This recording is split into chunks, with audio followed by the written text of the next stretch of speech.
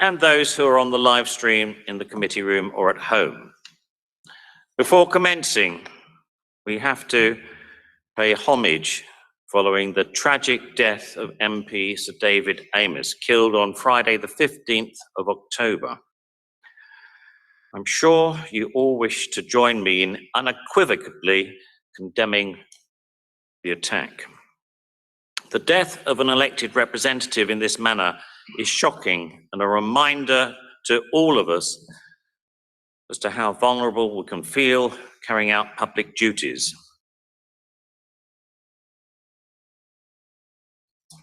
Elected representatives of all political persuasions, council staff and residents must come together to support one another and combat such appalling violence.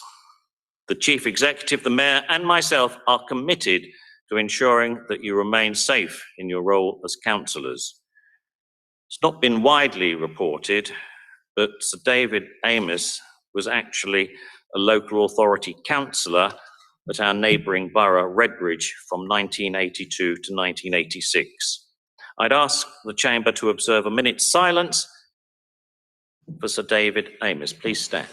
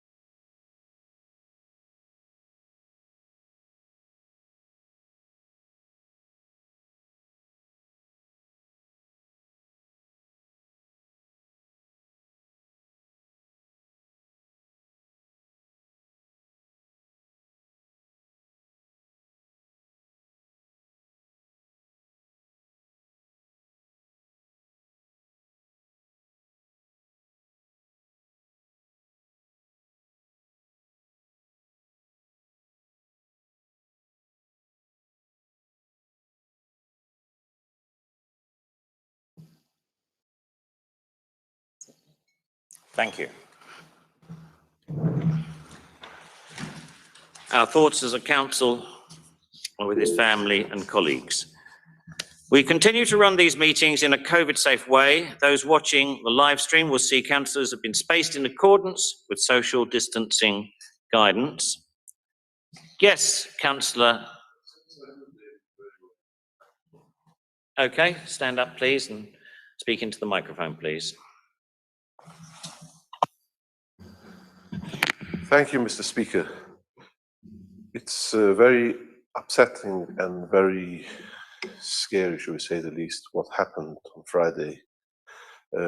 David was actually going about doing his work for the community, and yeah, I'm sorry, it's not my usual voice because obviously I feel very upset about this loss, so it's maybe a bit more difficult to hear me. David was going about on his local job trying to help the local people, and it's a tragedy what happened to him.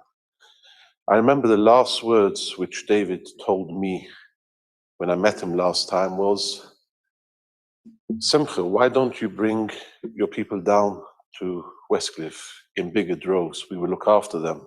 We know the problems you face where you are." And I told David, that's very kind of you, and it's very nice to know. I was invited a few times in the recent years. He went to visit the local schools, and he's always been a very special man. And it was encouraging to see that the leader of the opposition also went down to pay his respect to David. I just wanted to say that it's very upsetting that we always lose the jewels of the politicians. The best politicians are always the ones.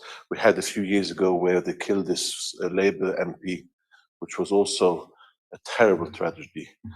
So I just really want to thank, at the same time, the officers who are taking care of us and doing their job so nicely, you know, bearing in mind what's happened. It's just,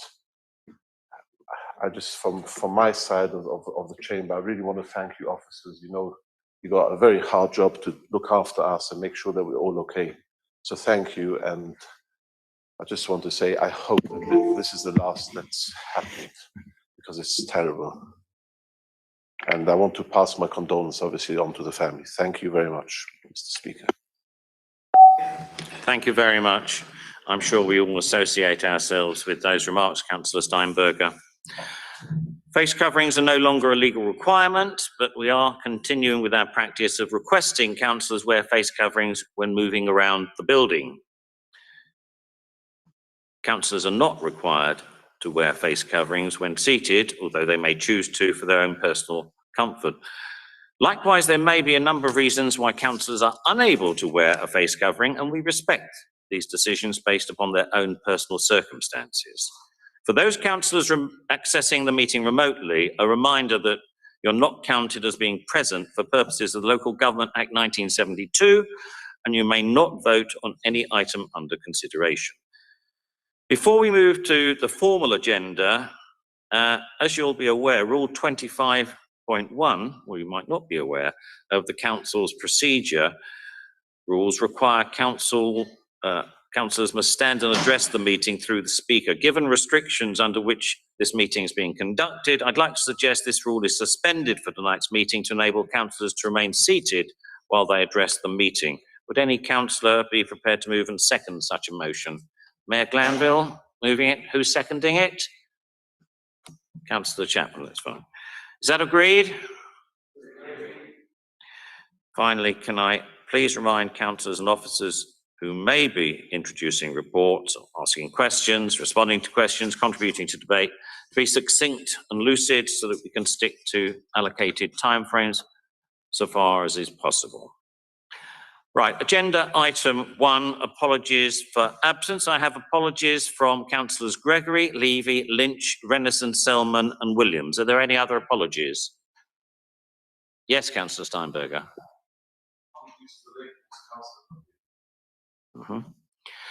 I have apologies for lateness from Councillor Conway and Councillor Peters. Any other apologies for lateness? No? I note that Deputy Mayor Bramble, Councillors Adijari, Billington, Cameron, Chowan, Hanson, Hayhurst, Lufkin, Potter, Smith, Spence and Router joining the meeting remotely, and welcome them. Are there any other councillors joining the meeting remotely? Councillor Sen-Moema. Thank you. For those councillors joining the meeting remotely, if you wish to speak or comment, please use the raise hand function. I'll invite you to speak as long as time permits. Again, a reminder, you cannot participate in any of the decisions being made this evening, so please do not attempt to vote when those present are invited to do so. Please also refrain from using the chat function, as this is not visible for councillors attending in person or those watching the live stream. Right, speakers' announcements. Agenda item 2. Firstly, I'd like to welcome our new Chief Executive, Mark Carroll, to his first council meeting. I'm sure these meetings will be a highlight of his time at Hackney. In fact, he may wish to write a book on the wit and wisdom of Hackney councillors and sell it in aid of the Speaker's charities. I just hope it's got 200 or 300 pages. Welcome, Mark. Thank you. And let's give him a round of applause.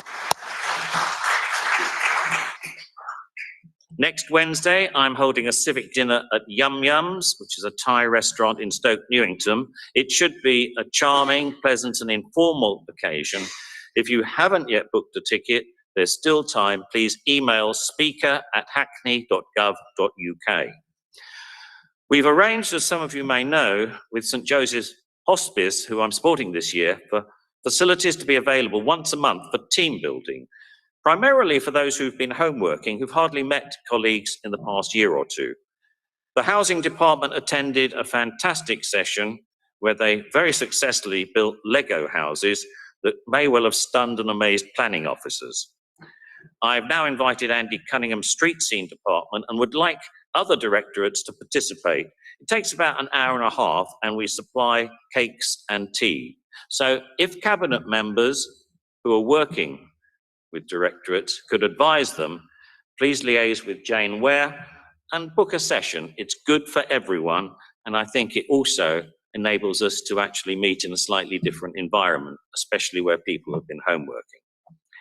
This afternoon, I had a meeting with civic representatives from Newham, Lewisham and Tower Hamlets, who've asked me to lead on the promotion of the role of Speaker, especially now Croydon have voted to have an elected mayor.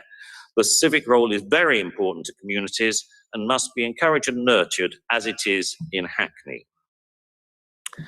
We have tickets available for the pantomime, don't say, oh no, you haven't, at the Empire on the 1st of December. Now, these will include a reception and a chance to tour the theatre, and they'll go very fast. So again, please contact Jane Ware if you're interested in attending.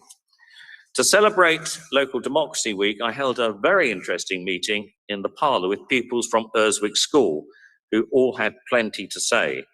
One point made by their Youth Parliament representative that they'd like closer contact with us at the council and possibly a special opportunity to express their views to us. I'd like to thank all the local people, the churches and other organisations for their extraordinary generosity collecting and distributing clothes and provisions for Afghan refugees. As always, when an urgent need occurs, Hackney folk rise to the challenge. Finally, I attended the unveiling of a plaque at Homerton Station to mark its original opening by Kenrick Hansen when he was the civic mayor of Hackney. Unfortunately, the original plaque disappeared. We very much hope this one will remain in place for a long time. Right, that concludes my announcements. Item 3, declarations of interest. Are there any declarations of interest relating to any item on the agenda? If so, could you declare it now? No? Item 4, minutes of the previous meeting. I should say, by the way, that I'm slightly changing the agenda after the mayor's statement because Deputy Mayor Brambles may have a rather weak signal. She'll be introducing her item, but I'll explain that when we get there. So, minutes of the previous meeting. Can we agree the minutes? Hold on. Firstly, Councillor Steinberger.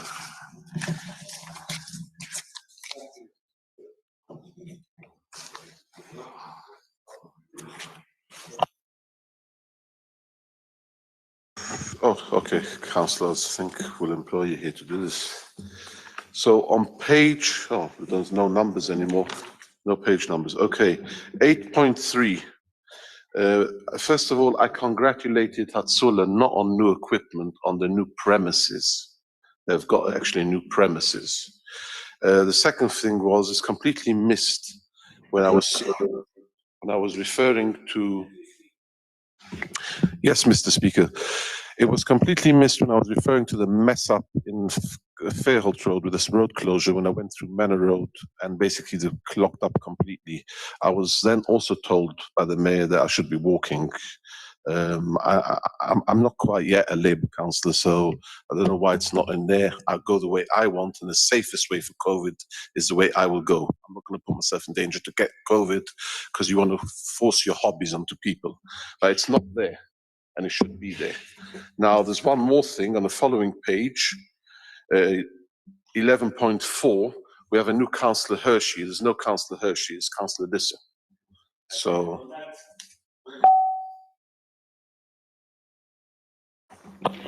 Amendments in relation to accuracy should be emailed to Governance Services. Councillor Odds. Thank you, Mr. Speaker. We've also got a couple of accuracy amendments.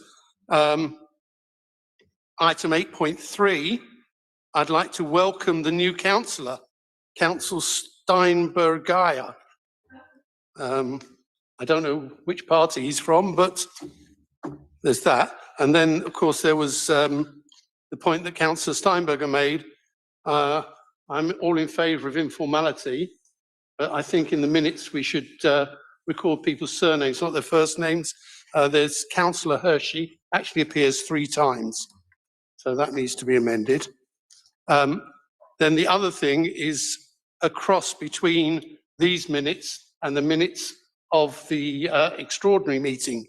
if we look at the minutes of the extraordinary meeting,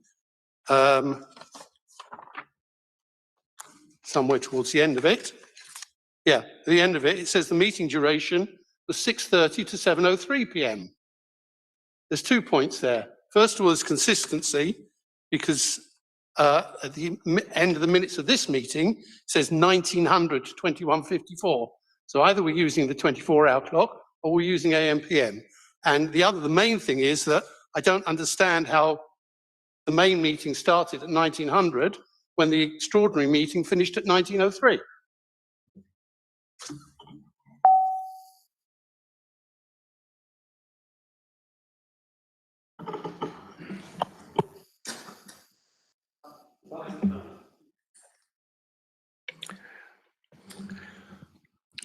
Good evening, Mr. Speaker. Good evening to everybody.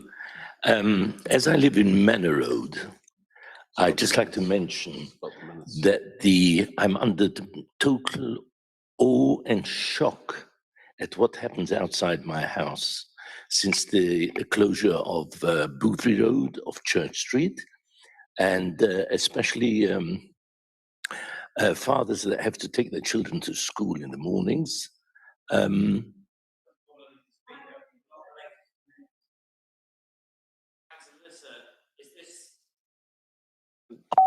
This isn't something that's related to the last meeting's minutes, is it? I think, as I've said, if you have a point to make of that nature, you'll have to make it an appropriate time in the meeting. We're only discussing this particular point, but there may well be an opportunity. I'm sorry if you had a nasty incident outside your house. Right, can we agree the minutes and look into those issues of accuracy? There's 2 meetings here. There's the extraordinary meeting and the main meeting. Yes.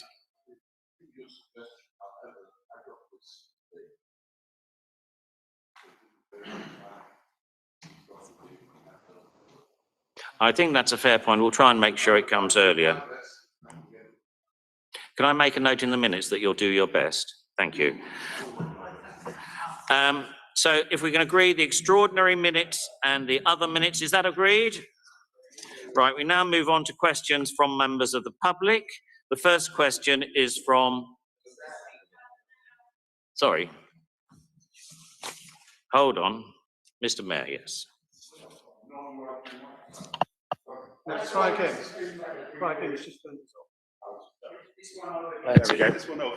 I just wanted to double check or ensure that happens before the next meeting, that both group whips receive the minutes at the time that they're going through quality assurance, because I think that might help avoid this in the future.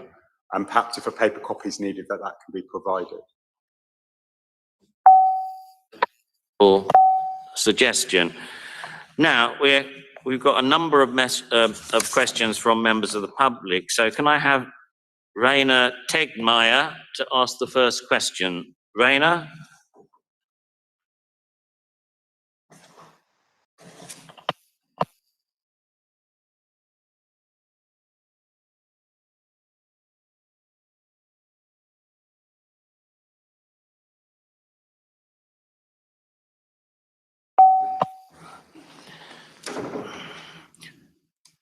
Good evening, Rainer.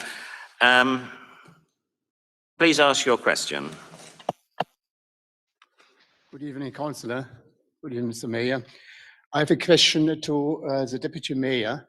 I might refer to the written question. Oh. Yeah, okay, fine. Excuse me. So I have a question to the Deputy Mayor.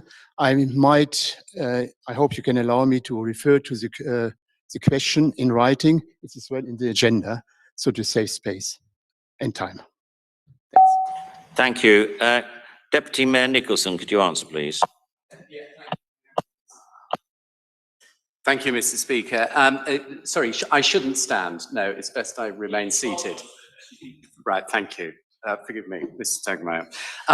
You seem to be referring in your question that the council doesn't really doesn't listen to a community, it doesn't listen to residents that it serves, and therefore you're looking at this administration led by our mayor, and you seem to be inferring that we don't respect the views of residents, and that we're deaf to the genuine need for new council homes and for more green spaces.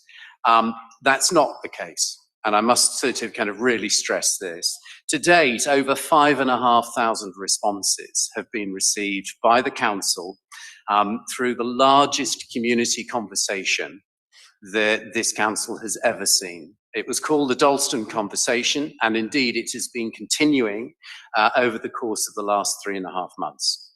As the draft Dalston plan, which I'm sure you're aware of, and which is probably what you're referring to, that conversation has continued. And indeed, what I would like to say, Mr. Speaker, is that that conversation, unseen by this borough since time immemorial, Mr. Tegmeyer, was led by our mayor. It was led by our local ward councillors, Councillor Snell and Councillor Adajare.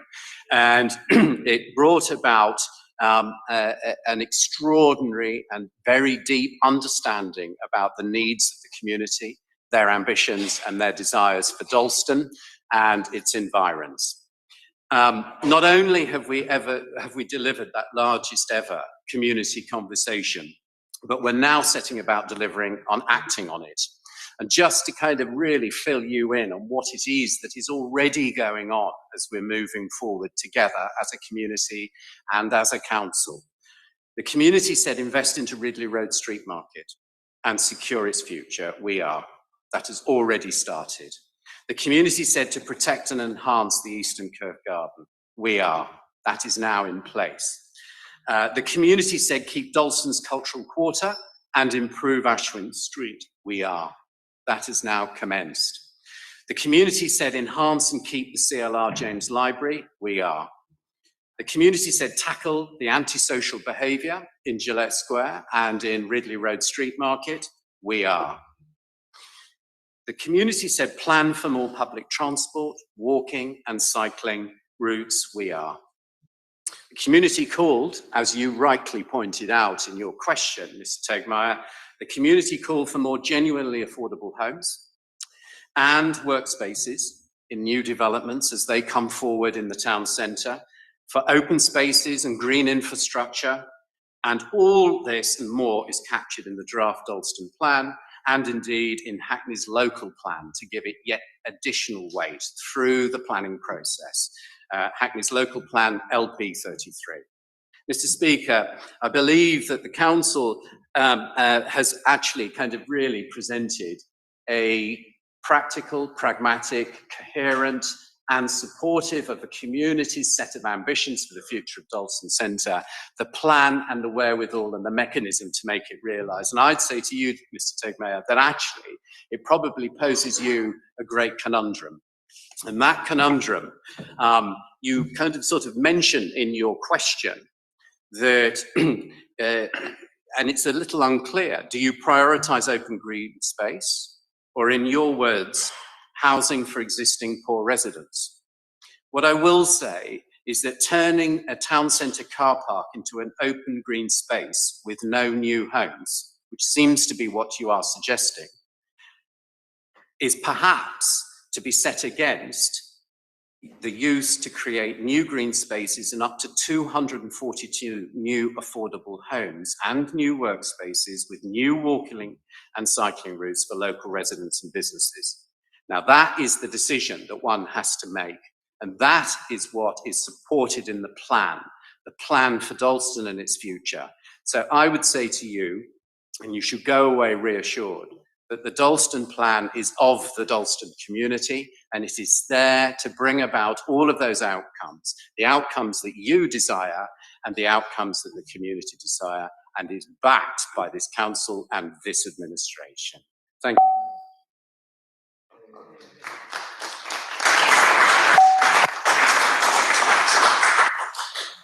Thank you, Deputy Mayor Nicholson. Raina, do you have a supplementary? And if so, the question must arise directly from the original question or the reply, and mustn't be a speech or statement.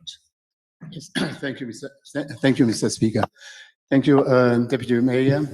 Thanks for the quite extensive explanations. I know what the council has done so far over 3.5 years.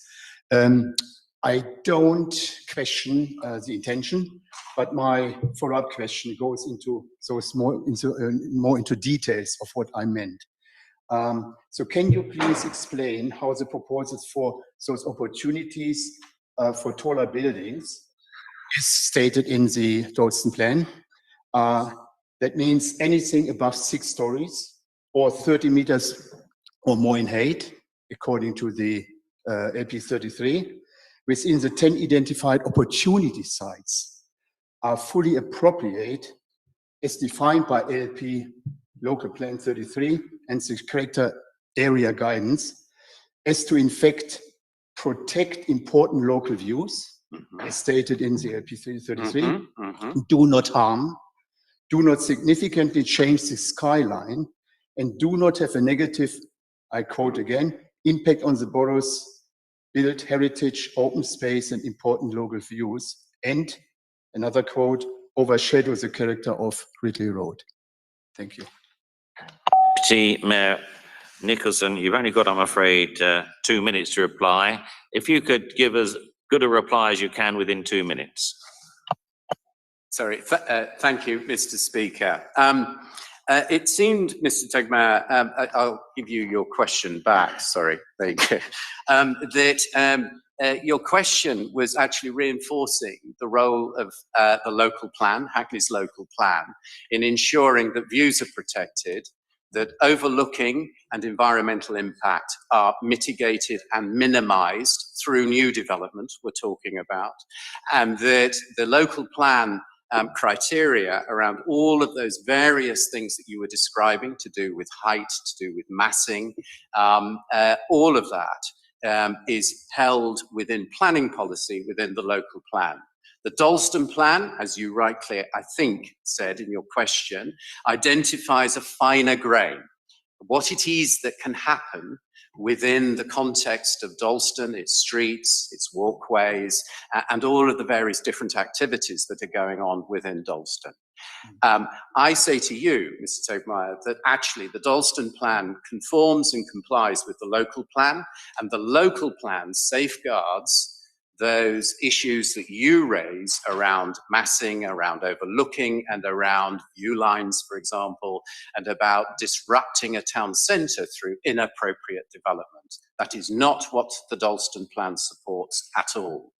And there are other factors that come into play, and perhaps, Mr. Tegmeyer, this question, we continue this answer and this question session outside of the council chamber, where we can perhaps, with others, just look a little bit closer at the plans and the policies.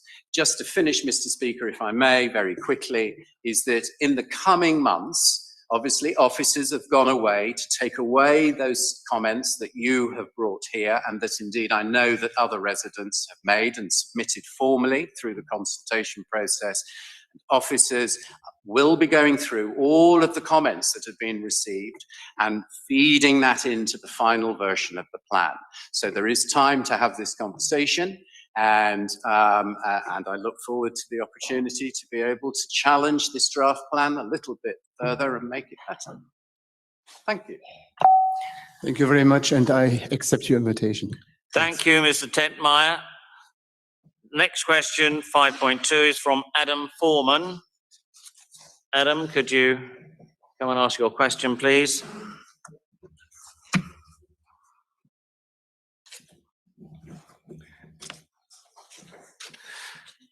Good evening, Adam. Welcome to Hackney Town Hall, if you'd like to ask your question. Thank you, Mr. Speaker. And my question is for Deputy Mayor Nicholson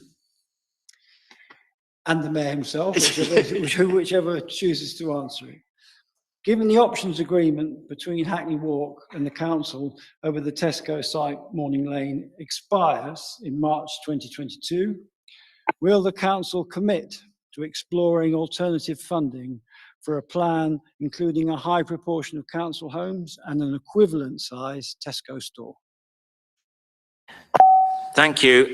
Deputy Mayor Nicholson, you're going to answer this, I understand. Or is it Mr. Mayor? Mr. Mayor, you're going to answer it, right. Thank you, Mr. Speaker. I hope a bonus that I'm answering your question, Mr. Foreman. And can I thank you and MOPS for joining us this evening and also handing in the petition that I know has been signed by 2,636 signatures. And I recognise their concerns, and hopefully I can continue to respond to them. I think it's really important to say, when we intervene to buy the Morning Lane site, I think it can sometimes be lost that the council has had to go out and buy this site 4 years ago. We were really clear, both in our communications, but also in the Cabinet report that was open and transparent, that we were intervening in our town centre to stop the type of untrammelled development that we'd seen in previous Tesco-led applications in the middle of our civic and economic heart of the borough. The agreement with Hackney Walk was designed to deliver exactly some of the kind of things that local people are still talking about, but we wanted to shape that through the options agreement and ensure that any development that came forward met the requirements of that options agreement, the Hackney Central Master Plan, and obviously the existing local plan and London plan at the time, forefront in our minds, obviously, the needs of local residents and businesses. So the current options agreement and Cabinet report is framed in terms of introducing more retail, getting rid of that surface car park, and I think we have 2 surface car parks at stake here that aren't fit for our modern town centres, more affordable workspace, more places for local businesses to grow, more affordable homes, better public spaces, as well as, crucially, a long-term income and return for the council to offset austerity and invest in vital public services. So we brought that freehold. The council also committed to ensuring that there was a replacement Tesco store, but that requirement for a Tesco store was set by Tesco's at the time at a certain size and square footage, not by the council, not by the options agreement. That was the conditions of sale, and obviously crucial to Tesco's, crucial to residents. I think it's come forward in your own engagement outside, is making sure there's no break in supermarket provision for our town centre and our residents. So it's important to note that while the option agreement exists with Hackney Walk, the option holder has the right to submit a planning application for the site, and they have not walked away. That is their contractual right, and the council is bound to that contract, and we must respect it. And as you said, Mr. Foreman, it runs to March 2022. However, Mr. Speaker, as the agreement nears its end, it's common sense that we as a council explore what alternatives we can do to develop the site in the interest of our residents in case the options agreement does not come off. And that work starts now, as I've clearly said in the public statement earlier this week. Any alternative proposals will be subject to thorough consultation and engagement with local people and have to meet the emerging response to the Hackney Central conversation, the updated planning rules for the area, including, I would expect, more affordable housing and workspace. Any change in approach would also not have to affect the continuing operation of the existing Tesco store, which everyone recognises is incredibly important. Dozens of residents raised the site in the council's large-scale Hackney Central conversation, which, while it didn't quite match the Dalston conversation, still reached 2,000 people around their priorities in the area. We would also like to involve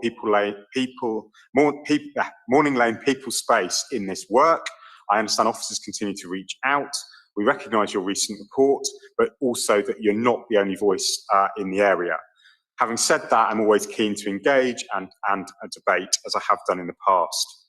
The council is using the priorities identified for the Hackney Central conversation to ensure that the changes in the area benefit local people and businesses first, starting also with the newly revamped Hackney Central station that is taking shape. This month, the council will continue working with local people and councillors on plans to deliver on feedback from the Hackney Central conversation by creating, crucially, that new master plan for the local area and town centre strategy, updating those planning rules. And I'd just like to pay tribute to the ward councillors in Hackney Central and Homerton for their unflinching support in this work and raising these issues both in private meetings and in public meetings, because without them, I don't think we would have heard the clear voice of local residents. I'd like to finish on the issue of public housing, because I'm sure that's crucial to the question that you've tabled, and expand on the answer I gave at the excellent Woodbury Down and Stamford Hill Labour Party meeting last week. It is important to come back to where we started, that before a brick is laid, the scheme at Morning Lane must have as a starting point the land value we paid as a council for that site, roughly the £60 million we've talked about publicly. It must also create the necessary cross-subsidy to fund the build costs of any new social rented or indeed council homes on that site. We know, because we're the largest developer of social housing in the borough, that it costs between £300,000 and £400,000 to build a new council home, and that is the cost to build it on land we have not had to purchase, not like the Morning Lane site. A third of the funding for those council homes comes from rents and borrowing, a third roughly from right to buy receipts or grant from the Mayor of London, and a third needs to be found from the sale of private homes. To generate the cross-subsidy we need to build new council homes, you need to sell 1.5 to 2 private sale homes every council home that we build. And again, that does not include the £60 million land value. So, Mr. Speaker, I trust that any plan, either from the market or indeed the community or the council, fully understands and addresses these issues, the dilemmas, and the viability issues at stake. Otherwise, I'm sad to say, any plan that comes forward will lack credibility and will betray the residents that might be engaged in supporting it. There is no lack of ambition in this council to build council housing, social housing, and that is what we're committed to do. But to do so will not just require political will and petitions, but a viable scheme that delivers for our town centre, is planning compliant, and viable for the council to build either by itself or in partnership. Thank you. Thank you, Mayor Glanville. Adam, do you have a brief supplementary question? One supplementary question. You outline your commitment to involving the local community in developing any new plans. Can you give us a little bit more detail about how you would involve organisations like Morning Lane People Space and the wider community in that commitment to involving them in developing new plans? Thank you, Mr. Foreman. I think we've shown with the engagement on the steering group around the Hackney Central conversation evolving into the local plan that we have tried to create a broad range of local residents, and there is a seat for MOPs in that steering group. I think it's shared from what I understand. That's a first step in kind of shaping the planning framework. I think if we move forward to a post-options agreement world, and I say that we cannot do that, we must give our development partner the opportunity to come forward with a planning application. We're moving forward beyond that. I would expect our co-production principles around design, scoping of a plan, thinking about how best to deliver that plan to fully involve the local community, and the council, unlike at the moment, would be in the driving seat of bringing that forward. And as things currently stand, how we would do that, whether we'd be looking for a development partner, whether we'd be looking to do it in-house, I think it's far too early to say. But I suppose what I'm saying is that that process would be open, it would be transparent, and we can start thinking about it now. Thank you very much. Thank you very much, and thank you for your question, Adam. The next question, 5.3, is from Alastair Binney Lubbock.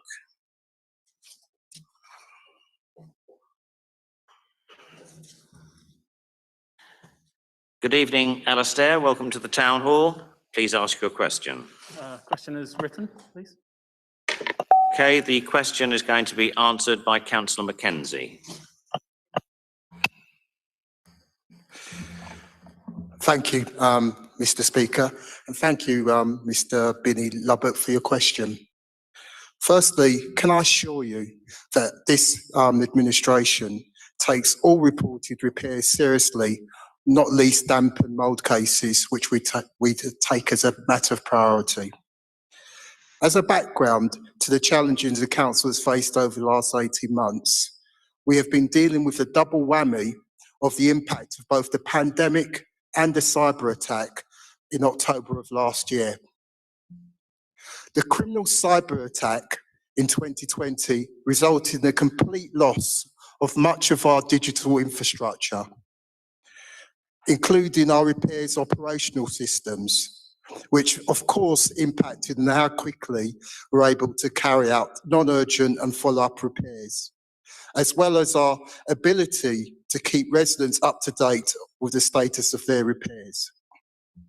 However, we quickly put in place temporary arrangements which meant that we could still undertake emergency repairs, and our repair service has continued throughout the pandemic, ensuring residents' homes remain safe.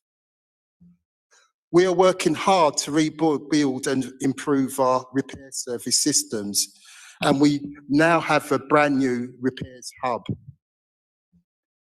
The next stage of the development will see the deployment of mobile working for our trade operatives, which will further improve our responsiveness to our residents and enable us to proactively manage follow-up repairs.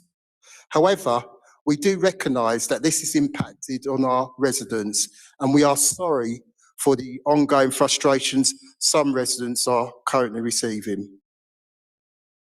We also recognise the decision to suspend the non-urgent repairs as a result of public health guidance not to enter people's homes unless absolutely necessary, also impacted on tenants and resulted in a backlog of repair cases. We have recommenced our full repair service this June, and we are now working through the backlog. The total loss of our repair infrastructure systems has also impacted on the contact centre and residents' ability to contact us.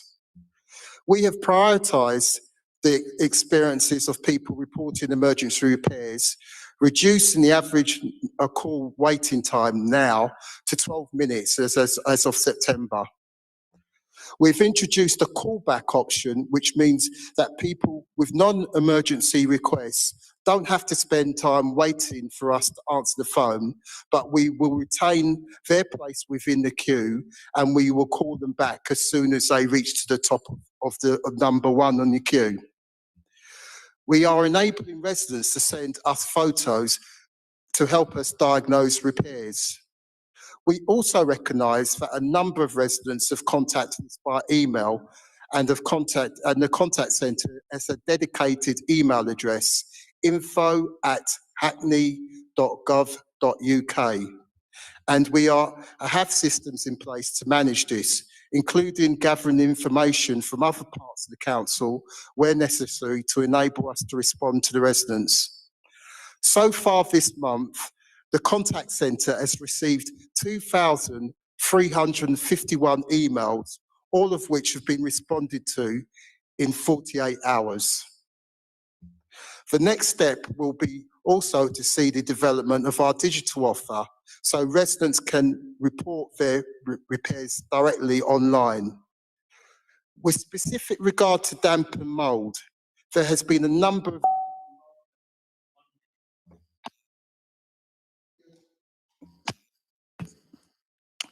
With specific regard to damp and mould, there has been a number of damp and mould cases brought to my attention across the borough, and officers have worked to ensure effective solutions are found. We've also worked personally with TRAs and local ward councillors to address the concerns and inquiries received to help resolve the issues identified.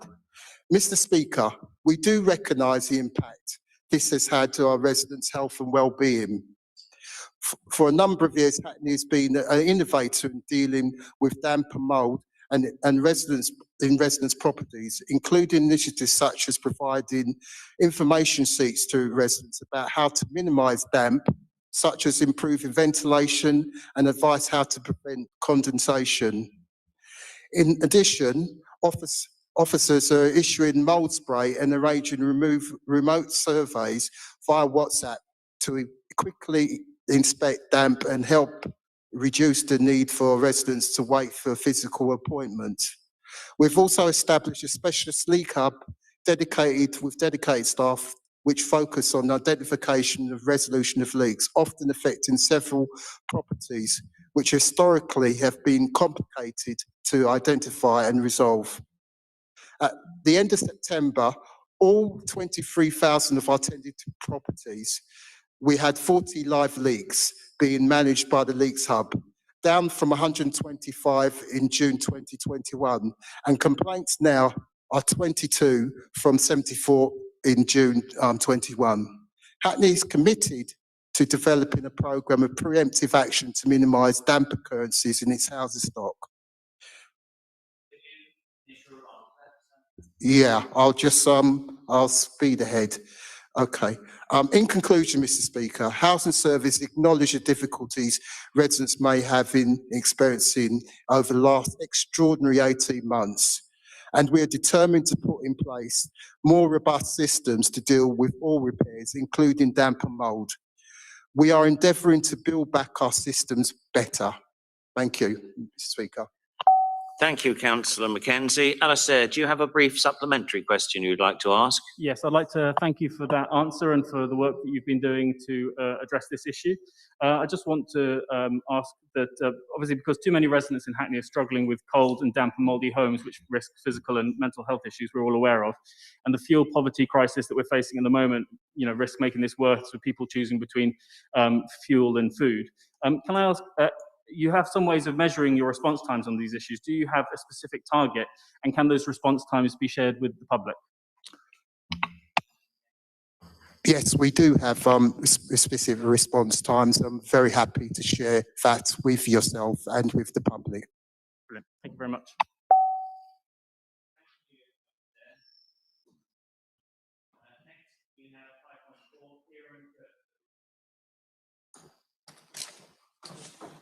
Kieran? Welcome to the Town Hall. Please ask your question.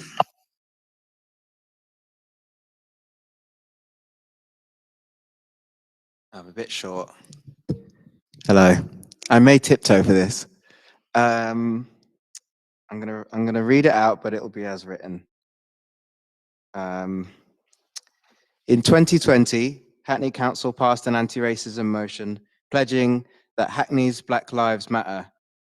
How is this specifically reflected in your planning policy? Thank you. Thank you, Kieran. Deputy Mayor Nicholson, would you care to answer?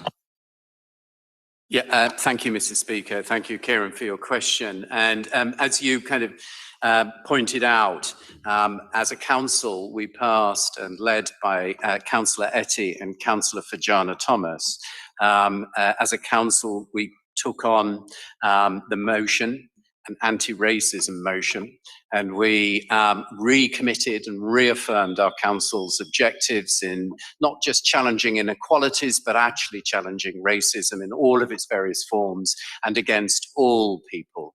It was a great motion, and since that time, what has come forward is some very, very clear sets of work streams that have brought about an anti-racism plan, and all of this has helped inform and shape the local plan and the planning policies that actually guide development around the borough in all of its different shapes and forms. It also, the local plan, picks up on access to new developments. Now, that may be access to open spaces, for example, as much as it might be about access to new homes, access to workspaces for local businesses. But all of this is seen within the context of the council and this administration's commitment to an equal and fair and non-racist community within Hackney.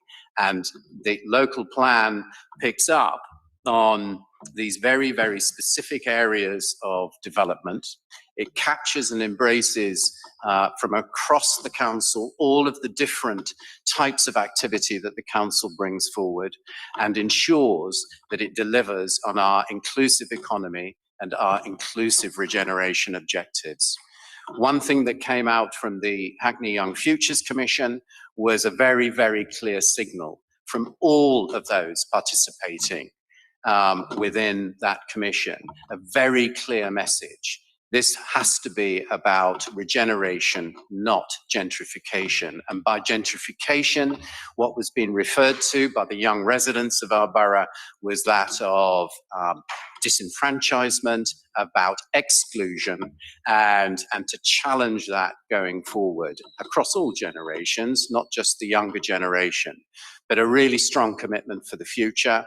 And we think that our planning policies absolutely reinforce this council's objectives to build a true, fair and open and anti-racist borough. Thank you very much, Deputy Mayor Nicholson. Kieran, have you got a brief supplementary question? I'm gonna tiptoe again. I do. I'm just going to find it on here. 1 second. Suspense. Are there any specific ways or space for more support for Black-owned businesses specifically, particularly for market traders on Ridley Road? I would like to note that, you know, the indoor shopping village on Ridley Road, the majority of the traders in that location are Black, and a lot of the traders on the market, as we all know, are from the Black community. Yeah, so is there space for, or any specific, any more detail that can be given on how Black-owned businesses and traders are being supported at the moment and in future? Yeah, thank you, Mr. Speaker. Kieran, can I just clarify something, Kieran, if I may? I think you were referring to the indoor market on Ridley Road, were you? Yeah. Sorry, Yeah, please, yeah, could you just clarify? Yeah. Yeah, the Ridley Road Shopping Village, so Yeah. it's a small indoor. Yeah, thank you. Yeah. The Ridley Road Shopping Village, as Mr. Speaker, I'm sure Kieran and the Chamber kind of appreciate, is owned by a commercial, private individual. It is not owned by the council, and neither is it actually part of Ridley Road Street Market, the Ridley Road Street Market that we all know and love and are investing into, and more of that to come later, I hope, if we get to the question and answer of that. In regards to supporting all of those who have been affected by the redevelopment of the indoor market and the owner's ambition to redevelop that particular premises, we have ensured that the council and the area regeneration officers are there supporting all of those tenants, those business tenants who are based in that building, in making sure that they can either find new spaces and taking them and getting them connected with those new spaces to work from, as well as ensuring through the power of negotiation with the current owners, the return within a new development for some of those traders as well. It is clearly the decision of those who are individual commercial tenants as to where they may wish to go. But we have made sure that the council is there to support them and to support their case with the owners of the building, and planning policy is supporting them too. So the creation of workspace would come forward in a new development as and when that starts to happen. Thank you, Deputy Mayor Nicholson, and thank you very much for that important question, Kieran. Next question, final question from the members of the public, 5.5 from Rebecca Lammers. Good evening, Rebecca. Welcome to the Town Hall. If you go ahead with your question, please.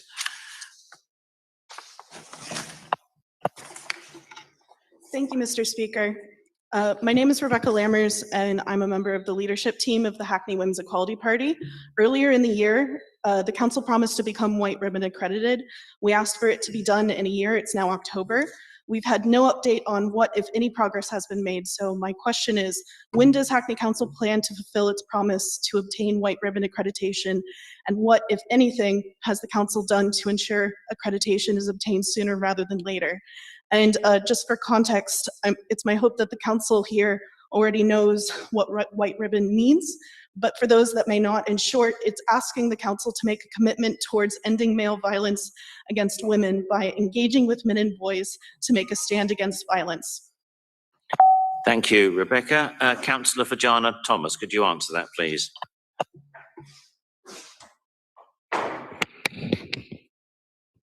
Thank you, Mr. Speaker. Ms. Lammers, thanks for being here tonight. Thanks for your question and for your concern around women's safety in the borough. Can I just start by saying we, as a borough, we have completed and submitted to White Ribbon UK, the White Ribbon Action Plan and the application, and we are waiting at this point for feedback from White Ribbon UK.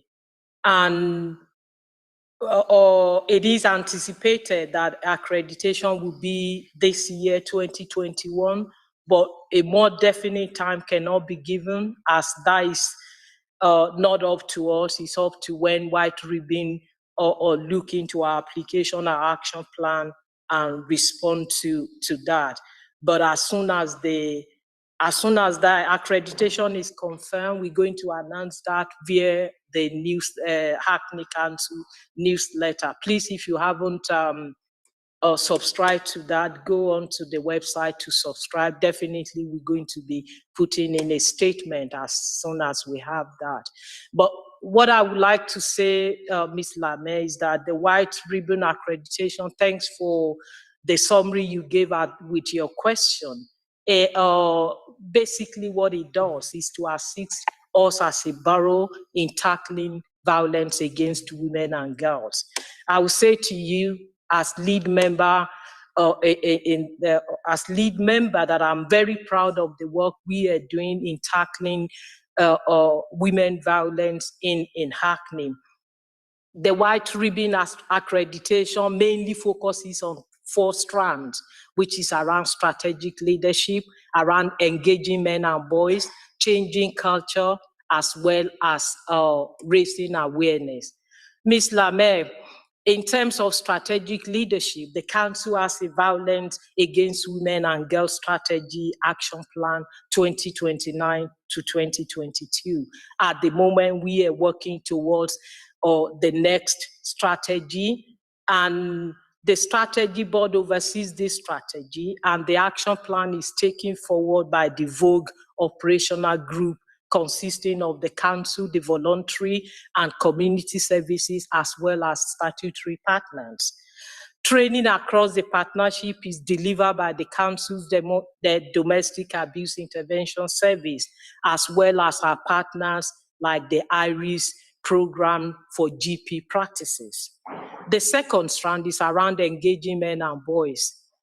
Mr. Speaker, in Hackney, we work, Hackney Education and Young Hackney are working in our schools with boys to tackle misogyny and promote positive allyship with girls. This work is supported by the Domestic Abuse Intervention Service and aligns with the contextual safeguarding work undertaken by Children and Family Services to address harm to young people outside the home. Further work will be undertaken to promote men and boys as allies in achieving women and girls' safety in Hackney. In terms of men, in Hackney, we don't just work with women survivors of domestic violence, but we work with men who are perpetrators of domestic abuse against their partners and children. We challenge them, as well as we are one of the local authorities that are using the pioneering Safe and Together approach to address domestic abuse. Going to the third strand, which is about changing culture, the Council Domestic Abuse Intervention provides a perpetrator behavior changing program for perpetrator of domestic abuse. There is an ongoing work within the community safety through our Hackney Night.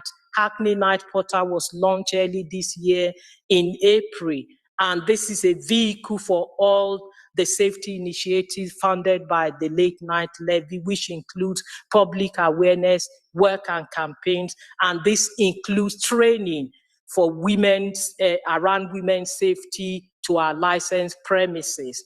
Raising awareness. In terms of raising awareness, we are working with the police in Hackney. We're encouraging the police, working with police colleagues around the Operation Roseanne. I'm sure you are familiar with that. We're working on Ask Angela scheme as well. We're familiar with that. We're working with Ask for Annie scheme as well in the borough as part of our awareness raising. Early in September, we have an outreach event organized with the police to provide messages and awareness or resources for women in the borough. 30th September, as part of the council plan to get women involved in the conversation around women's safety in the borough, we had a half-a-day online event supported by Safe Neighborhood Board with partners where we listen to women. The recording is available online, and I'll be happy to share that with you. 16 days of activism is something we do annually. This year, we are at the planning stages. It runs from the 25th of November to 10 December. This year's event will include various activities from the 25th until the 10th, with a launch here in the town hall. So finally, can I just say the domestic abuse and intervention team are working with various community organizations, working with the sports and music venues to identify and address violence against women and girls. Ms. Lamel, thank you again for your question. I've rushed through it, but I can reassure you that we are doing quite a lot of work around the 4 strands in the White Ribbon commitment. Thank you. Thank you, Councillor Fajana. That was like one of Beethoven's symphonies. It was very staccato and very powerful. Rebecca, have you got a brief supplementary you'd like to ask? Yeah, so thank you. I really appreciate the update on the submission to the White Ribbon campaign. Can you please go into more detail about what engagement you've had with councillors? Which male councillor has been leading on the White Ribbon accreditation? As you know, that's part of the criteria. And also the response from staff, male staff, in regards to engaging in the process. I'm a little bit concerned to hear that you're saying that you don't know when you'll obtain the accreditation. As you know, the Hackney Women's Equality Party, again, offers our support to ensure Hackney Council becomes White Ribbon accredited sooner rather than later. So will you take us up on this offer? We really do need proactive action and leadership, not just lip service on this from the council on this issue. Thanks very much. You that this is not about lip service. You can check. I think the White Ribbon accreditation is a public organization. Feel free to check whether there is an application from Hackney Council with an action plan with them. What we are saying we are doing it. And again, in Hackney, the lead officer on domestic abuse and intervention or service is actually a male, and is the one leading on this. And having said that, with most public statement that I've made, you heard me saying that when you were talking about women's safety, it's not just about women. We need the men to work along with us in terms of women's safety. And with what we have seen in the last 6 months, or in the last 1 year, around with the horrific murder of Sarah Everett, you have Sabina Nessa. I think all decent men out there are happy to join the campaign for women's safety around the United Kingdom, not just in Hackney. Thank you. Thank you very much, Councillor Fajana, and thank you, Rebecca, for coming to the chamber and asking that question. Item 6, questions from members of the council. Maximum time allowed is 30 minutes. We'd strictly adhere to that. Cabinet members, please don't go above 5 minutes. Any questions not answered, and we're not going to get to the end of 16, we'll get a written response. The first question, 6.1, Councillor Soraya Adejari. Councillor Adejari. I'm here, Mr. Speaker. Thank you. Go ahead. Let's set up. Thank you. And can that be answered, please, by, is that Mayor Glanville or? Yes, Mayor Glanville on behalf of Councillor Williams. Thank you, Mr. Speaker, and I'd like to thank you, Councillor Adejari, for recognising Hackney's proud record of not only being a welcoming borough, but cherishing migrants of all kinds. You're absolutely right to identify that legacy, and that providing sanctuary is firmly embedded in what we believe as a council, but also the wider community here in Hackney, and it's at the heart of our Labour administration's opposition to the hostile environment that she describes. We know that it continues to have appalling consequences for Windrush elders, the trafficked, EU27 nationals who've not been able to settle their status, homeless families, rough sleepers, migrants, refugees, and asylum seekers. Indeed, it is one of the reasons we oppose the Home Office's work with rough sleepers. For all those with no recourse to public funds, it means that there is much more to do, and it is especially challenging when we are considering supporting refugees and recent Afghan migrants. Councillor Williams cannot be here this evening, but has been at the forefront of lobbying against all the injustices of government policy, and I'm proud to have worked alongside her in this and to welcome the support for our latest arrivals. As the inevitable fall of Kabul to the Taliban unfolded, we worked to put in place a clear working group within the council. We started detailed conversations with London councils, the GLA and LGA. We also made clear our willingness, despite the uncertainty of funding, to take Afghans under the existing local worker scheme and any future scheme developed by the government around refugees. We made a clear statement to the local community about our intent and started to engage with those like Hackney Migrant Centre, Care for Calais, and organisations like the Beauvoir Welcomes Refugees, who worked so hard with Syrian families and other migrants and refugees in the borough. I responded personally to offers of help, and both Councillor Williams and I visited existing refugees in the borough to hear about their experience. It was truly shocking to hear about how abandoned they feel by the Home Office and how essential the council and community response has been.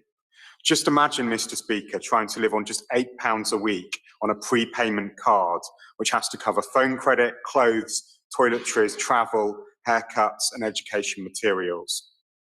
So I'd like to echo your thanks early, Mr. Speaker, to all those in Hackney who have volunteered and donated to ensure that those refugees we already play host to do not sit in their hotel rooms and have to live like this, and that they receive the support from our wider community. And I pay tribute to the council teams that coordinate that support.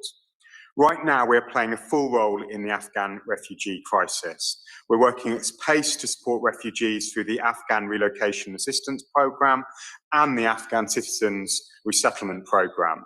We've committed to 5 households, providing 2 years affordable housing with no impact on our current housing register or those that need temporary accommodation. And I've been assured in preparing this answer that the first home will be ready in the next few weeks.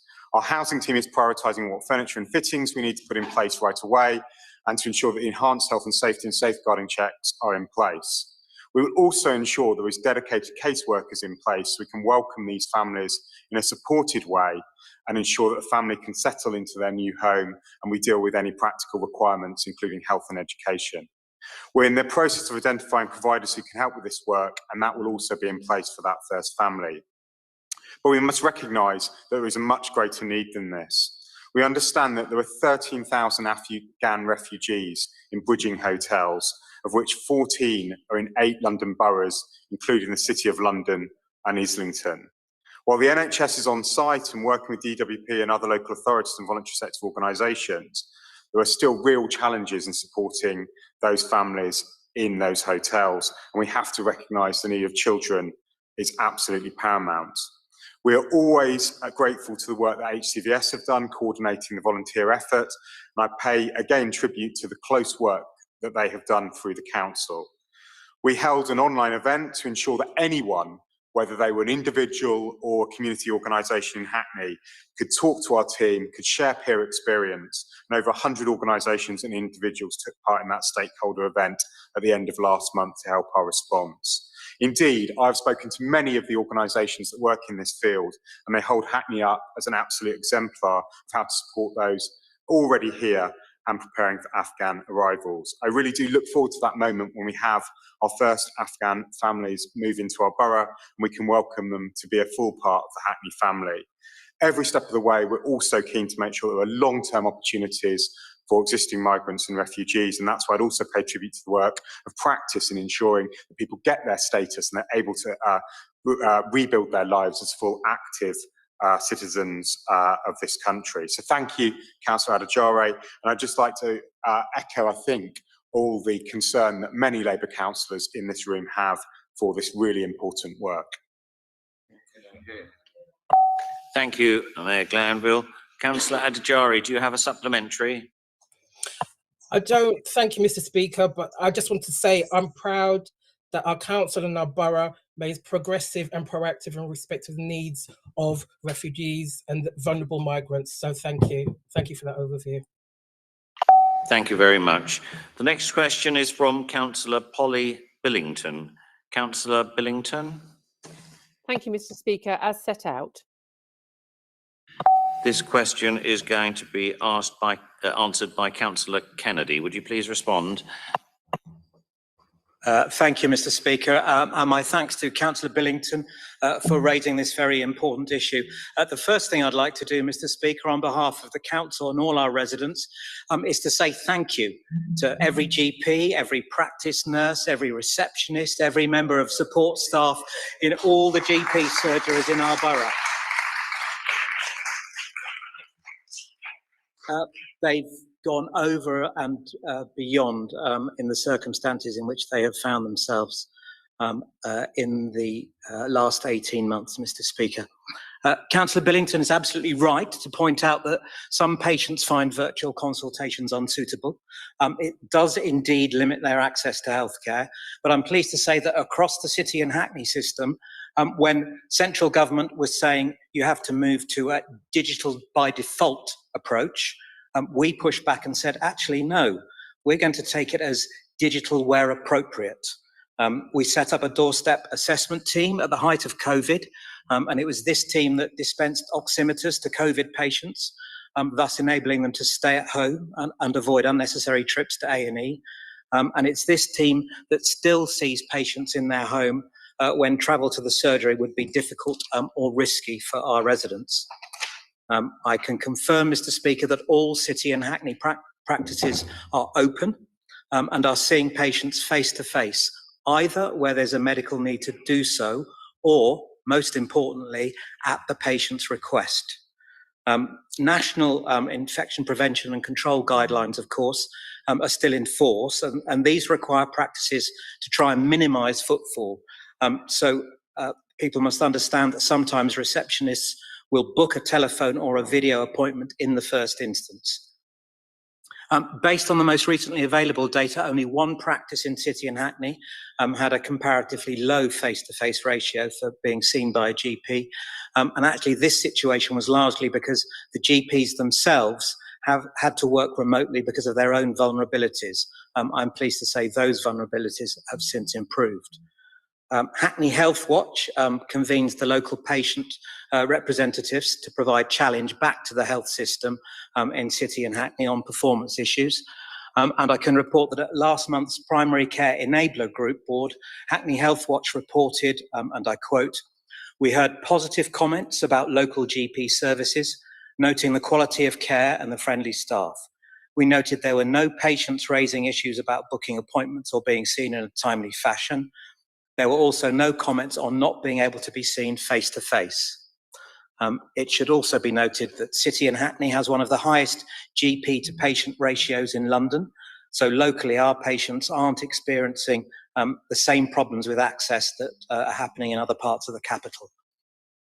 A week ago, NHS England announced a national £250 million primary care access improvement programme, and we've already started discussions here in City and Hackney on how to maintain that high level of access that I mentioned. So I hope, Mr. Speaker, this has reassured Councillor Billington that good progress has been made in this borough to restore face-to-face appointments.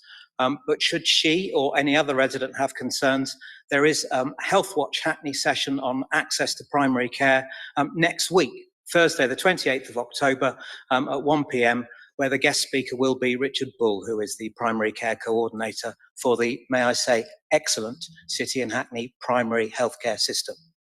Thank you. Thank you, Councillor Kennedy. Councillor Billington, do you have a supplementary? No, I don't. Thank you very much, Mr. Speaker. Thank you, Councillor Billington. Councillor Sarah Young, you have the next question, 6.3.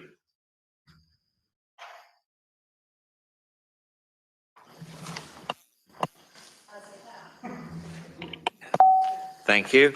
Mayor Glanville, would you respond? Thank you, Mr. Speaker, and thank you, Councillor Young. I think it's your first question in the council chamber as a newly elected by-election councillor. You've found your feet very quickly, and I just note that unlike the party opposite who've submitted no questions this evening out of, I think, the 16 or 18.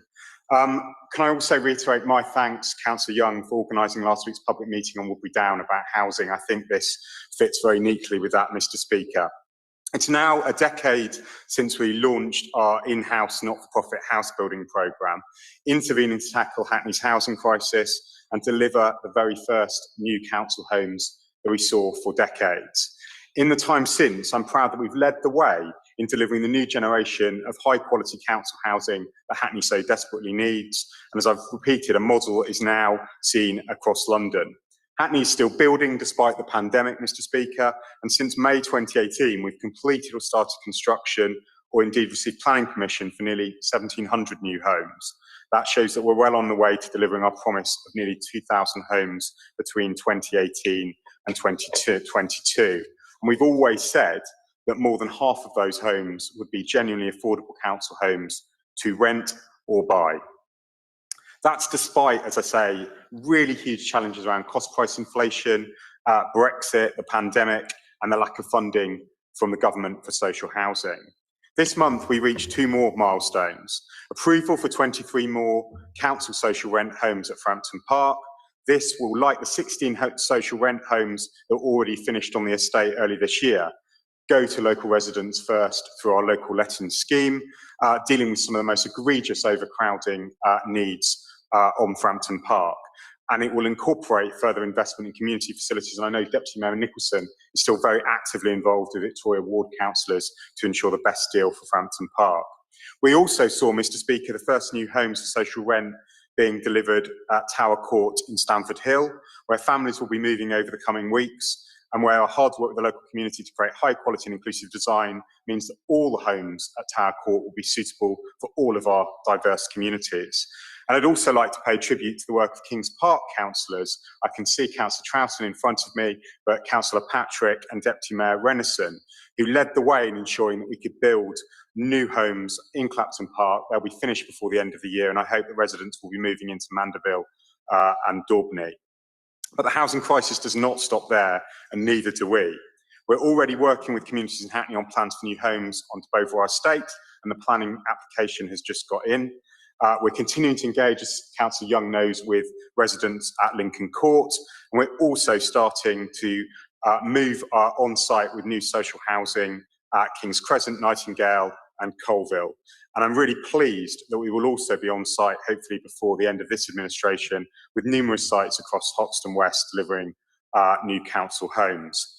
Last month, we secured £17.5 million from the Mayor of London, which will help us continue building beyond 2023 and the end of the current funding round. It's testament to our house building programme that we were able to attract that funding.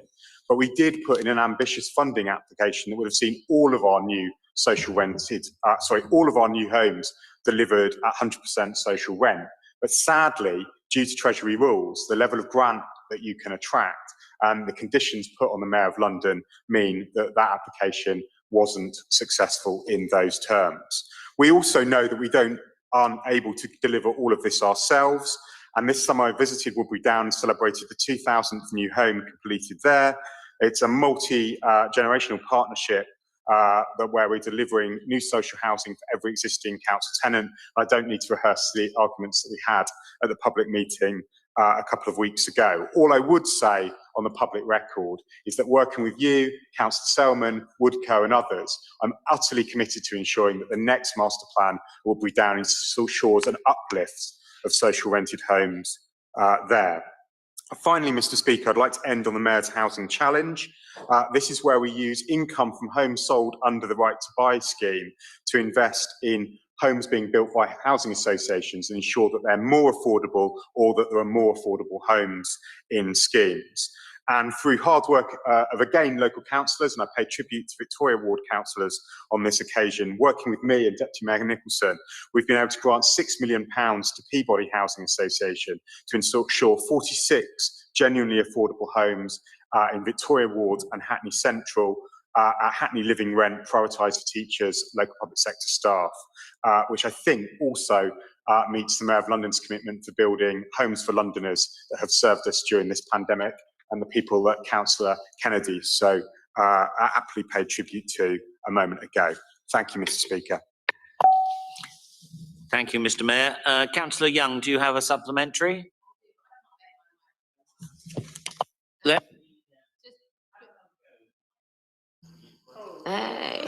So building on that, and that's really encouraging, all of that, thank you. Building on that and the difficulties that developers can bring us on the question of viability, could you say a little bit about how the council's able to, and how you're able to push back when developers do try to reduce the number of genuinely affordable and particular council homes on the basis of viability? Mayor Glanville. Thank you, Mr. Speaker, and thank you, Councillor Young. And it was again a topic that came up at that public meeting, and it's something that both Councillor Stopps and the Planning Committee, and I know Deputy Mayor Nicholson, grapple with and challenge all of the time. I think we've got a couple of really strong assets at our disposal. We have a really excellent planning service and planning committee.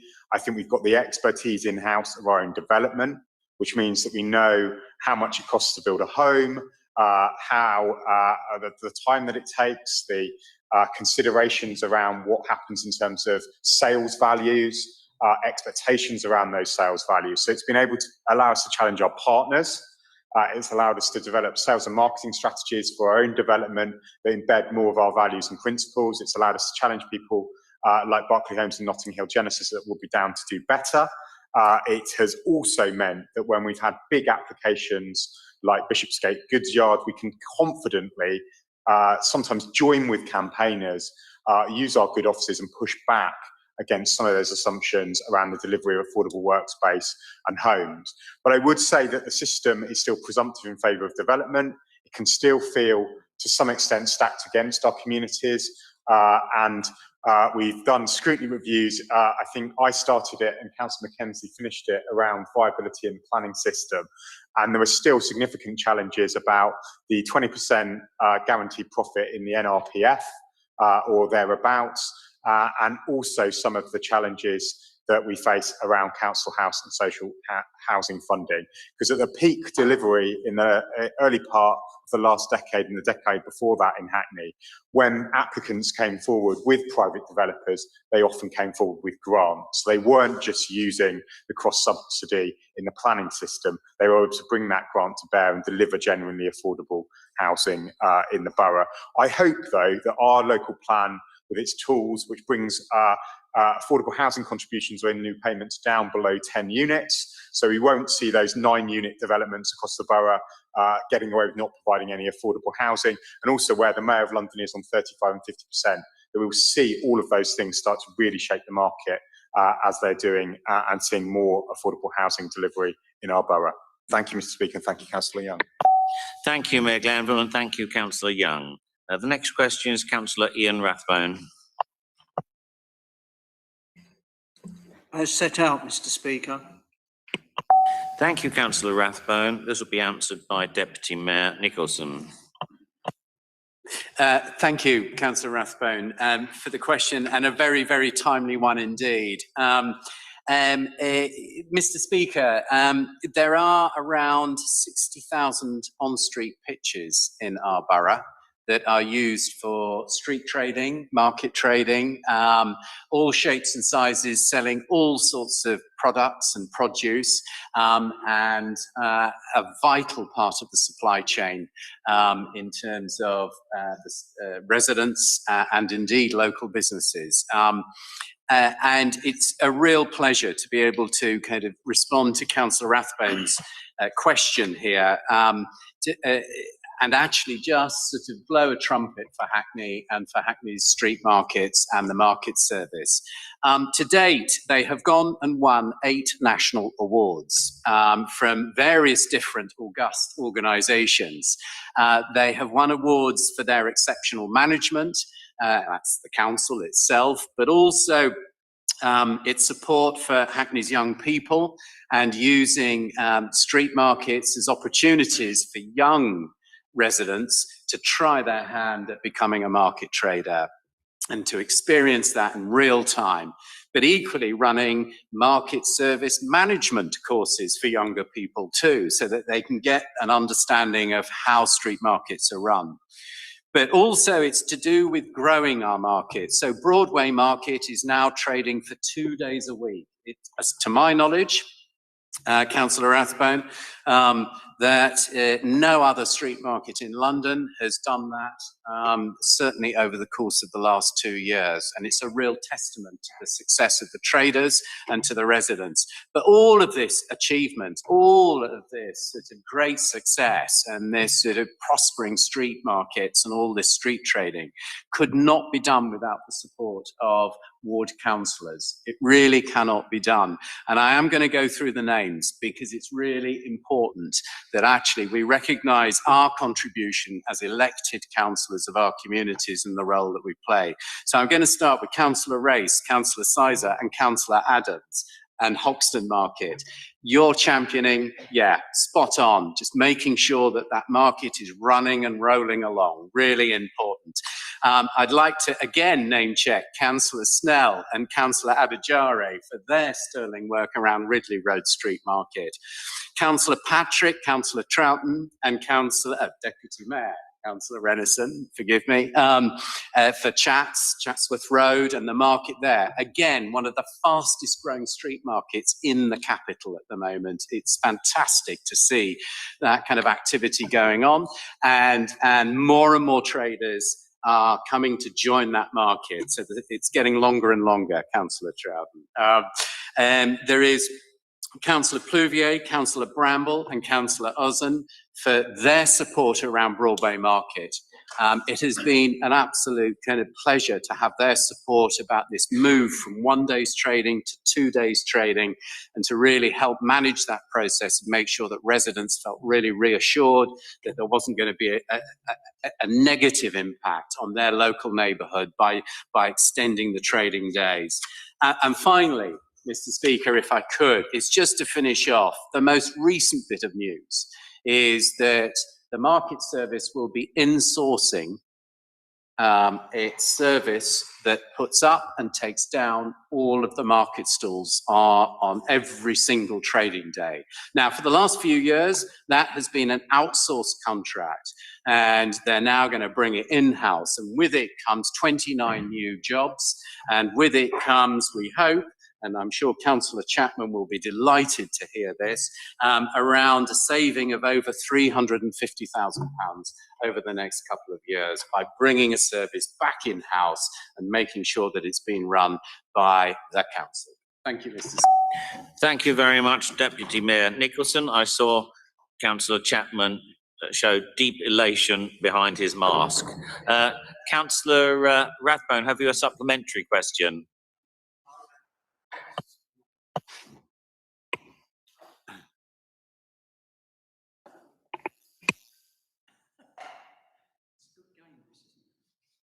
There we are.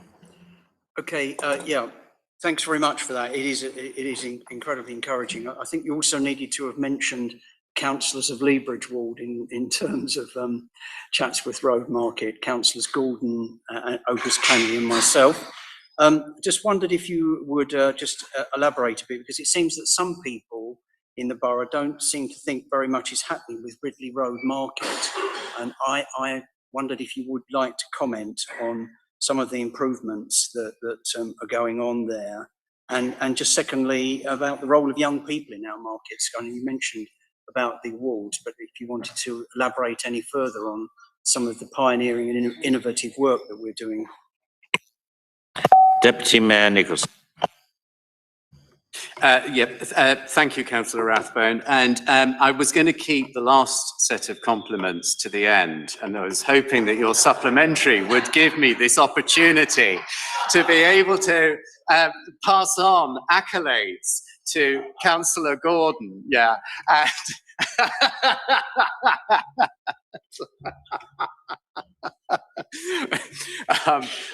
Sorry, seriously.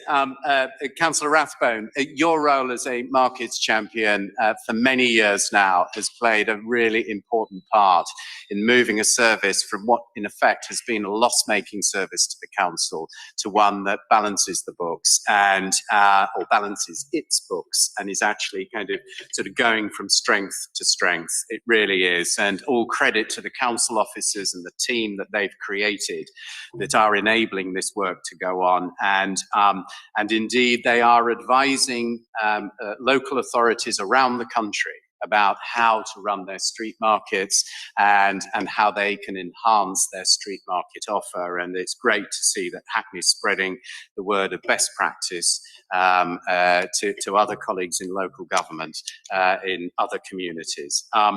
In terms of Ridley Road, it is an absolute kind of privilege to be able to announce, as I said earlier in response to an earlier question from a member of the public, that actually we are delivering on what the community in Dalston are calling on, which is to enhance, improve and secure the future of Ridley Road Street Market. A £1 million investment has now landed in Ridley Road, and that investment is to bring forward facilities, including new market stalls, card payment machines, free public Wi-Fi for traders to use as well as for customers to use to the street market. But alongside that, a portfolio of environmental enhancements to improve the trading environment and the customer experience along the whole of Ridley Road. And that is a great investment that, as I say, is on the ground and will be rolling out over the coming 4 to 5 months. So it's a big project, and thank you for kind of sort of putting that flag up, because it's definitely a mention to be made. So thank you very much. And then finally, just to finish, I think on your last point, Councillor Rathbone, which was just a question about those young traders, those who are looking to a career, possibly a career as a trader, as a young business person. And that has gone from strength to strength. It really has. And there has been some great involvement from residents on the Morningside estate, for example, and in enabling and facilitating that. And indeed, one of those sort of key and central organisers that, working with the market services, was accoladed by the mayor only but 2 or 3 years. In fact, I can't remember now how long ago it was. It was probably pre-COVID, wasn't it? So just pre-COVID. And that too is going from strength to strength. I should just add that alongside that support and that opportunity for younger residents, there is also and has been a programme of support for more experienced, more established traders about how they can improve their business and how they can sort of improve their trading techniques and all of the kind of work that needs to be done in running a small business. So there is that support too that comes forward through the market service. Thank you. Thank you very much, Deputy Mayor Nicholson. We're able to squeeze in one last question from Councillor Sophie Conway.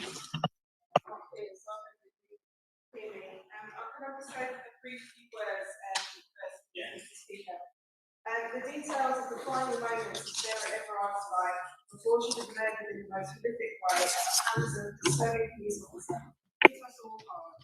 There was something particularly distressing hearing just how many opportunities the Met had to treat Gwen Cousins as the dangerous threat to, the dangerous threat to women that he'd already shown himself to be.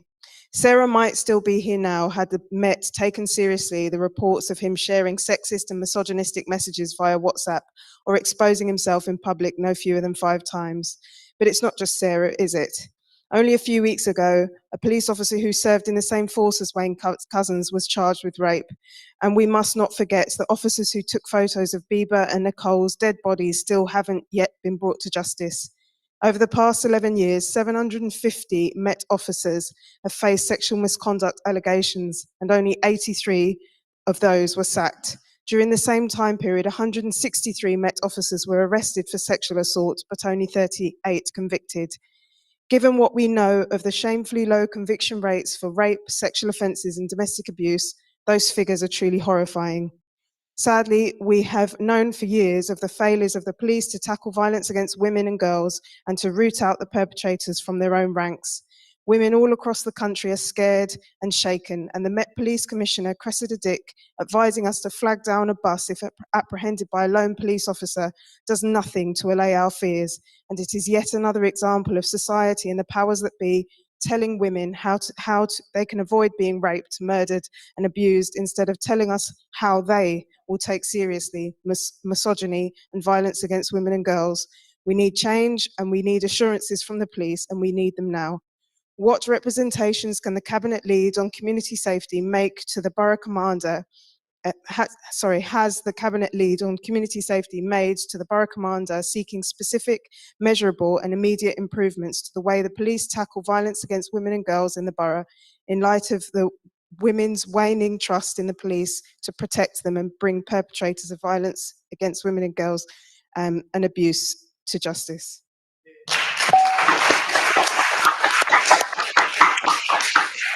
Thank you, Councillor Conway, for that very important question. Councillor Fajama Thomas. Thank you, Mr. Speaker. Thank you, Councillor Conway, for your question. I think we all agree with your preambles to the question. Just yesterday, the Violence Against Women and Girls report by HM Inspectorate of Constabulary was published. It broke my heart to read through that report. The headline was that in the UK, a woman is killed by a man every 3 days, a figure that has remained unchanged for a decade, with most victims killed by a current or former partner, as documented by the femicide census. And we have seen in the last year how many women have been murdered in our public spaces as well. What this report is saying to us, what has happened, what we've witnessed in the last 1 year is saying to us is that we need to do more as individuals, as local authorities, and hopefully with this government will join us in making a difference to how we tackle violence against women and girls. Councillor Conway, the reduction of violence against women and girls is a primary priority for Hackney Community Safety Partnership, and this is supported by a clear action plan that involves all aspects of Vogue and all partners, including the police, are working together in an integrated manner to deliver the action plan. But just going back to your question in regards to representation that I've made or as cabinet leads to the BCU commander, Mr. Speaker, the very day Wayne Couzens was convicted for the horrendous murder of Sarah Everett, I spoke to the BCU commander, and I followed that conversation with a written letter to get further assurance about what the police are doing to keep women safe in Hackney, working with us, and or in response to women concerns in the borough. And I'll be happy to share that letter, not just with you, but all councillors in this chambers. The letter was a 10-point letter asking specific questions around 10 points. And I know we're pushed for time, but I'll go over some of the questions that are wrote in my letter to the borough commander. One of them was, how can he ensure that quality investigations are being taken to increase the convictions of perpetrators in Hackney for rape and serious sexual assault, which I'm aware at the moment that the conviction rates for these abhorrent offenses are very low in London. One of the other questions is to ensure that perpetrators of violence against women and girls are fast-tracked through the criminal justice system, particularly if they're repeat offenders. An understanding of why the conviction rate for domestic violence in Hackney is below the national average. What is his strategy to prevent violence against women and girls in public spaces, including working with the council in our nighttime economy? Then a clear understanding of how police officers are vetted at the time of their recruitment and throughout their service period. The BCU processes to ensure that intelligence about errant police officers, which you mentioned in your preamble, is assessed and acted upon to prevent problems down the line.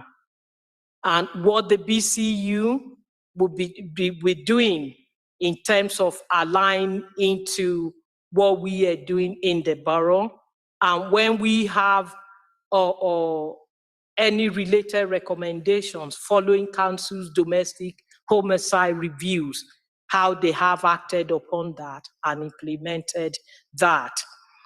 I can confirm that the borough commander responded to me promptly. In his response, the borough commander noted the fast tracking of cases of vogue, prioritizing cases against sexual violent and predatory offenders, also advised that there have been significant arrests by the BCU Predatory Offender Unit. In addition, the BCU is delivering domestic abuse matters, training to hundreds of its staff to improve initial response to domestic abuse. The borough commander also noted the— Could you conclude your remarks, please? London to make our streets safer and to tackle domestic abuse. Mr. Speaker, I was instrumental in holding a Vogue online event where attendees are able to contribute. We want to listen to women in Hackney, take their concerns forward to form part of our next Vogue strategy in the borough. And just run it through. And our borough has recently implemented a multi-agency safeguarding hub, supported with a daily partnership risk assessment meeting to ensure that all partners, including the police, are effectively integrated into keeping women safe in our borough. During this meeting, intelligence are shared. And there's been another issue in some boroughs in London where they don't really have a named officer. But I can assure you that in Hackney, we do have a named officer that oversee any issues, any complaint around violence against men, violence against girls and women. I meet regularly with the borough commander, with the mayor, and say as the leading officers in charge of policing in the borough. I've been at the forefront of holding the police accountable for the delivery of an action plan to support improvement in trust and confidence in police in the borough. And this has brought, proudly saying, this has brought improvement in many areas of trust and confidence in police over the last 6 months. And my commitment is that I'll continue with this. Thanks again for your question, and I'll be happy to share both letters with you. Thank you. Thank you, Councillor Fajama Thomas. Do you have a supplementary question at all, Councillor Conway?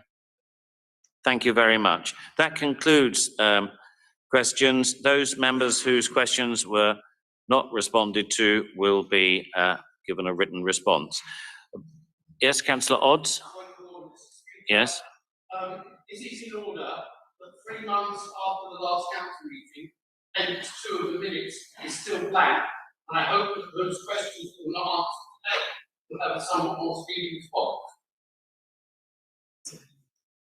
That is in hand. We're now going to have a 5-minute comfort break, which will be followed by the Mayor's report. Thank you.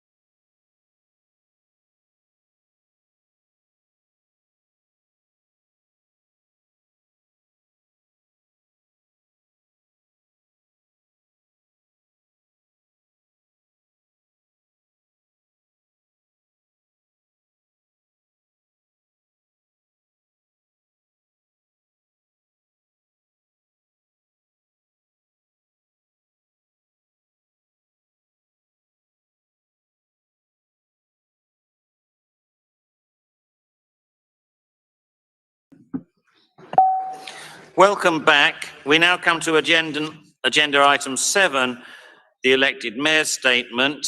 Mayor Glanville, if you can give your report in up to 10 minutes. The opposition then has up to 5 minutes to reply, and then you have an opportunity to reply to them. Mayor Glanville.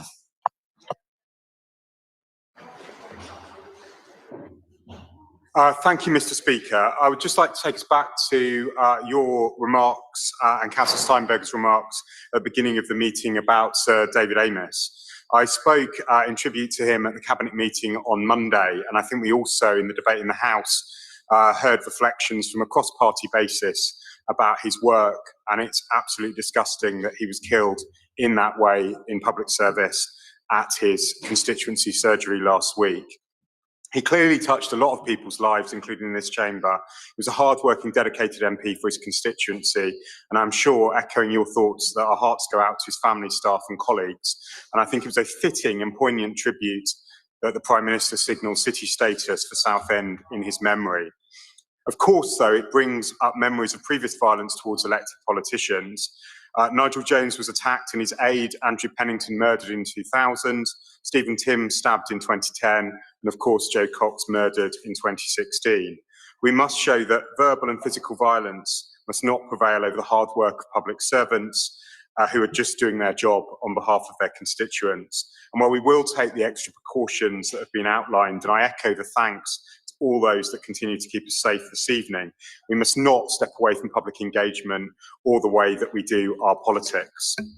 Mr. Speaker, this links perhaps even more importantly to our work on hate crime.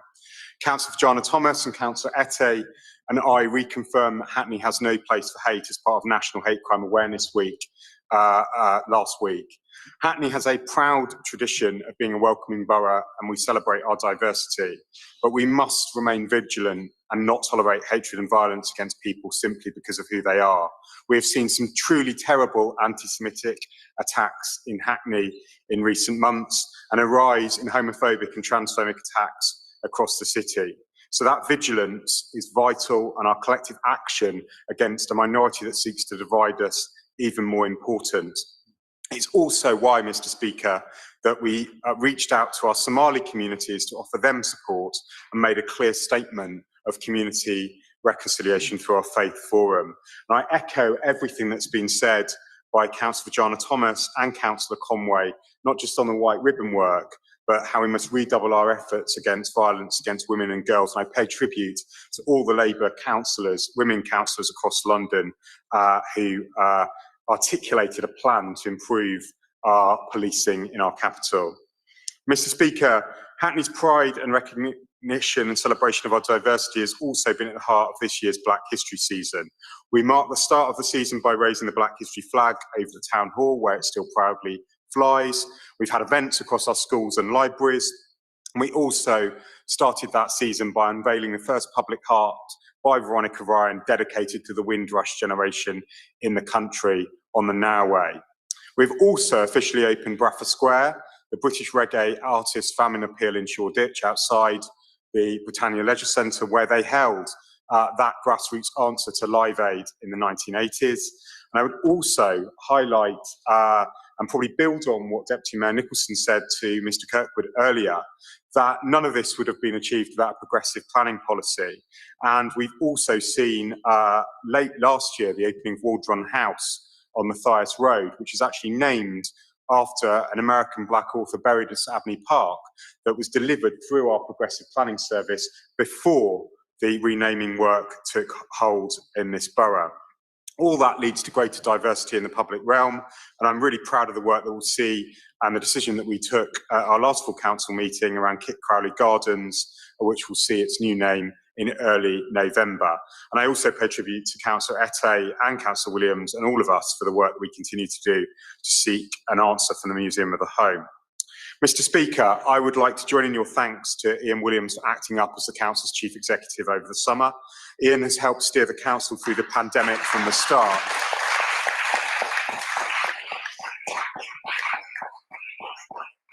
And most recently, he's navigated the difficult move from full coronavirus lockdown through to our current reopening.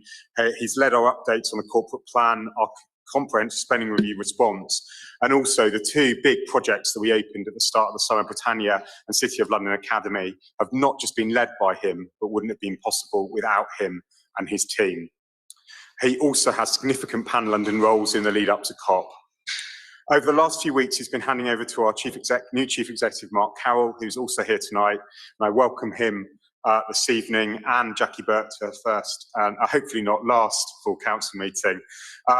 Mark and I, in our first week, visited St Matthias School and repaid the young people that so vividly described what they wanted for a new chief executive.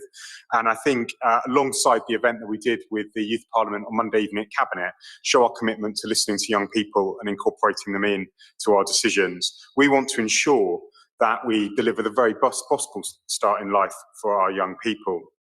Mark joins the council at a particularly difficult time for the council and our residents. Just as residents are recovering from the pandemic, they face Tory tax rises and Tory cuts. A hike in national insurance, a shameful cut to universal credit. 35,000 people in Hackney are on UC, up from 13,000 in March 2020, and 40% of them, Mr. Speaker, in work. Imagine, Mr. Speaker, if your post-rent income was £5,000 per year and the government took away £1,000 of it. All the while, energy bills go up and there are food and fuel shortages. Just as our residents are heading into another winter of discontent, Boris Johnson decided to head to Marbella. We are just 1 week away from the autumn budget statement and the CSR. And if it does not include a plan to support people through the winter, if it does not include a plan to sustainably fund council services that have supported all of us through the pandemic, then the Tories will have failed not just the country, but our borough, and Labour councils will be left, as they have been over the last 11 years, to protect our residents from austerity and cuts as best we can. I return to austerity because it's at the heart of some of the discussions and campaigners that were outside the town hall earlier. We've heard vividly about our response to Dalston and Morning Lane and a fair recovery, and our clear ambition to rebuild a fairer Dalston and Hackney Central. We will use every single tool in our arsenal to ensure that our town centres for our local people, and I really pay tribute to the work that Deputy Mayor Nicholson has taken forward. But Mr. Speaker, it would be remiss of me not to mention the other protesters that we have not heard in this chamber this evening, but outside. They're campaigners regarding our consultation on closing the Fernbank and Hillside Children's Centres. I understand that they're also gathering signatures and presenting a petition on their plans. As a campaigner, I recognise their concerns and why they want to take this stand. I would also like to take this opportunity to say I understand that any decision to close valued services is unwelcome. But I want to be clear, Mr. Speaker, that if we did not have to do this, we wouldn't.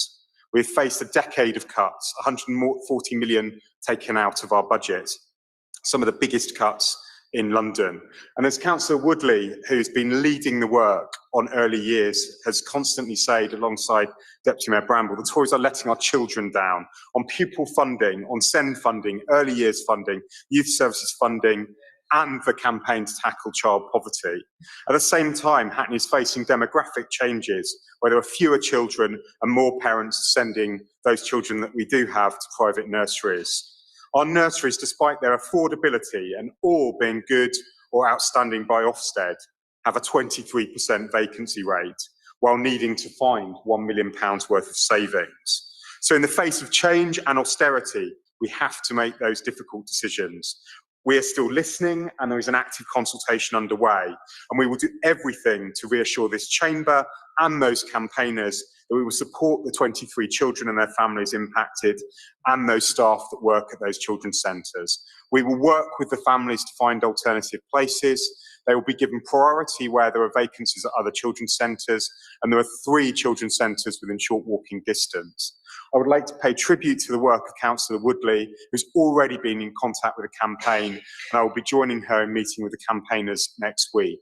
We will continue to engage with every family, staff member impacted, would urge all of those concerned to take part in the consultation on these closures and the wider early years strategy. If we don't take these decisions now, we will not be able to protect that really important network of early years provision that delivers so much for the rest of the borough. Mr. Speaker, I will finish on COP26. We're a week away from a pivotal moment in the fight against climate emergency. I'll be attending COP26 as the London Council's Environment and Transport Lead, as well as representing Hackney alongside Councillor Coban. I hasten to add at no cost to the Council. It's our chance to show that there is no just transition to a low carbon future without local councils and the communities they represent. This is the message I gave out yesterday at the London Council's Borough Climate Conference, and where Hackney was able to show our leadership on low carbon development. And I was almost able to say how closely we're aligned with the views of Londoners on climate change for our polling. Tomorrow we'll be hosting the Hackney Green Recovery event with local community groups. We'll be listening to their concerns, thinking about the work that we can do together, taking their feedback and adapting our approach to decarbonisation so far. I know I'm out of time, Mr. Speaker, but just to pay tribute to the work of Councillor Coban and to say that we've updated our roadmap to net zero today. We'll be taking that to local residents tomorrow, and we'll be engaging with young people before we go to COP and making sure that Hackney's Labour message that global ambitions can only be achieved with local solutions, and that those local solutions must be grounded in our communities to ensure social justice sits alongside climate action. Thank you, Mr. Speaker.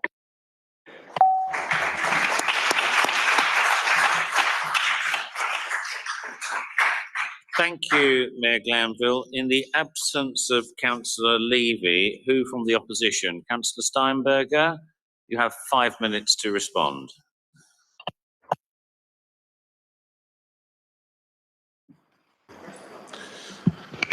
Thank you, Mr. Speaker. This system just sums up a little bit of Hackney, just a little bit.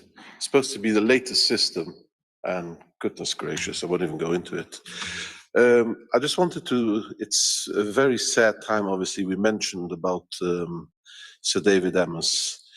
We also lost a very important cabinet, ex-cabinet member, James Brokenshire, who was cabinet member for the local communities, and I met him a few times, and it's very sad the way he passed away so young, and he was a very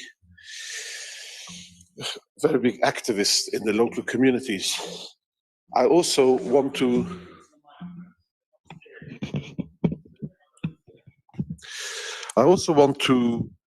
touch a little bit on what Councillor Conway's question. I actually appreciate the question, and it's very unfortunate what happened, the tragedy, and along with what happened in Stamford Hill, where 6 innocent people were touched or beaten up one way or another.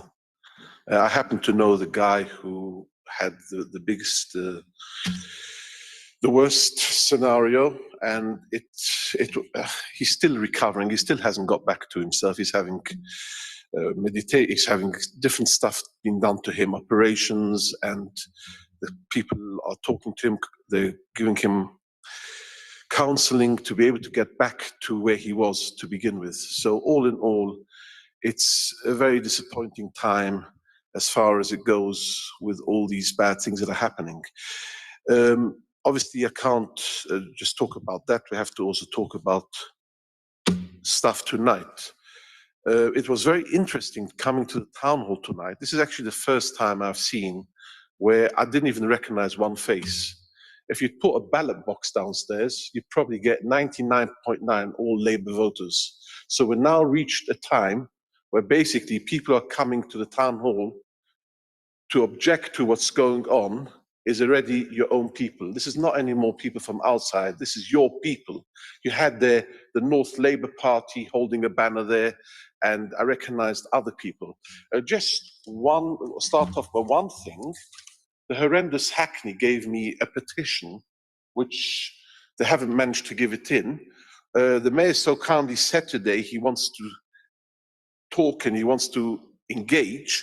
Well, this is exactly what they're asking. They want to engage. They want to have a full council meeting about this because their lives are being killed.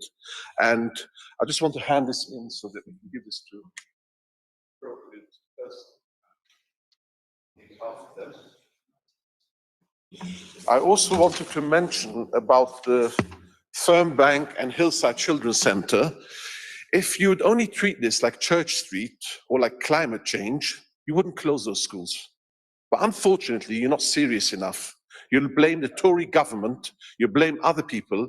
But we had to have tonight tiny little kids standing out there, 2-year-olds crying for the places. This is an absolute disgrace. I'm sorry. You know, it's unbelievable.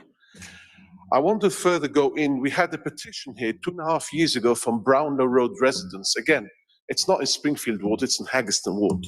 They still are basically, after 2.5 years, they're still back to square one. Nothing has moved. We have meetings.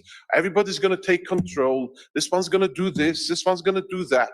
And that's basically what keeps on happening here. Nothing. We're all going to talk. We're going to talk. We're going to talk, but no action. We're just going to talk all the time. It's very upsetting also to see. It's already the second year we are in our COVID situation, and the lives of the local residents are just being led up and down the garden path. I haven't seen yet one positive thing which we've done for them.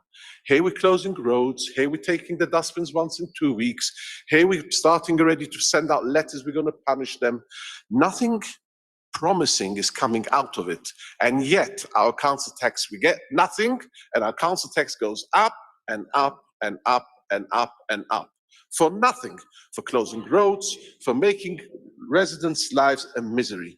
I'm sorry to say, I'll pick up one of the things you said. It's very strange to build a 1-bedroom flat cost between £300,000 or £400,000. I've never heard of such a figures. I don't know where you get those figures from. Perhaps that's somewhere where you can look into and save some money. Just from tonight, what I've heard. I've not heard, I know a little bit about property. To hear that a 1-bedroom flat costs between £300,000 or £400,000 to build, unless you're building jewelry into it.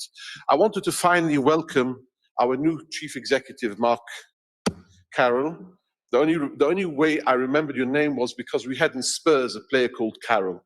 He played also for the Geordies. So I wanted to welcome you on board. I must, however, Ian, I must take my hat off to you. You remind me of the Tottenham Stadium, where you're adaptable to whatever needs to be done. One day you're chief executive, the next day, like what we have there, one day we have football, the next day we have basketball. You are the same thing like Tottenham Stadium. Whatever they put you to do, you are there as a leader. I can't stop thanking you. And the leadership that you've had here in Hackney since day one is just unbelievable. I also want to welcome Jacqueline Burke. I think that the mayor already welcomed you last time, even before you were here. So I wanted to welcome you, and I look forward to working with you as well with the chief executive. I look forward to working with you. And I would like to see, obviously, we're coming up again to a budget. I would like to see if perhaps maybe this year I've just come back from conference, so we've spoken to loads of cabinet members. At one point, I thought actually the guys come over to our party because I met Guy in conference. So I was getting excited. I thought, welcome on board. At least somebody's clever. But Guy disappointed me. He says, I'm only 4 days a Tory, then I go back to my. So, but Guy, you're always welcome. So all in all, I wanted to say that I think things have to be moved on. We have to start working together. Things have to be improved. And I would like to see that happening. Thank you, Mr. Speaker.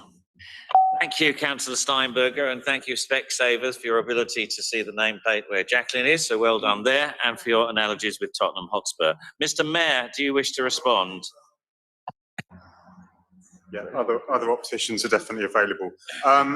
Thank you, Mr. Speaker, and thank you, Councillor Steinberger, for your comments. And I return to where you started with James Brokenshire. I think, just like Sir David Amess, an incredible public servant and an incredibly diligent minister in all of the departments that he served, including MHCLG. And I know from my dealings as mayor, but also when I worked as a constituency caseworker, that he was one of those people you could actually ring up and speak to and access his office, and he would take action in some of the most really difficult circumstances, which is why I chose to pay tribute to him on Twitter when he lost that sad battle with cancer. On the protests outside, I think it's no surprise that you would find Labour banners amongst protests against cuts that are a direct result of Tory austerity, because wherever there is Tory austerity, there are Labour activists opposing it.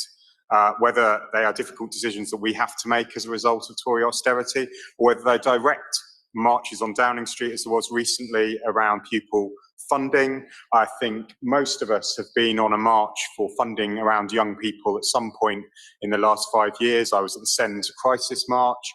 We were at the very memorable grassroots young people-led campaigns against education cuts in the run-up to the 2017 election. So I take heart that Labour activists are at the heart of these campaigns. That doesn't make the decisions any easier, and I think it's absolutely right that we listen to our residents.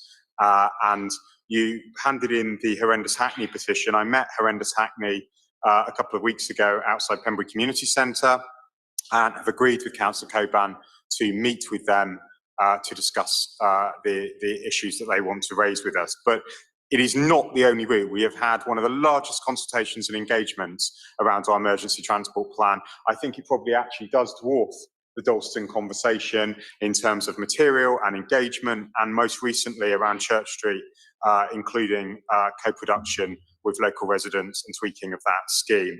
I don't want to skip over the words that you said about the horrific anti-Semitic attacks in Stamford Hill.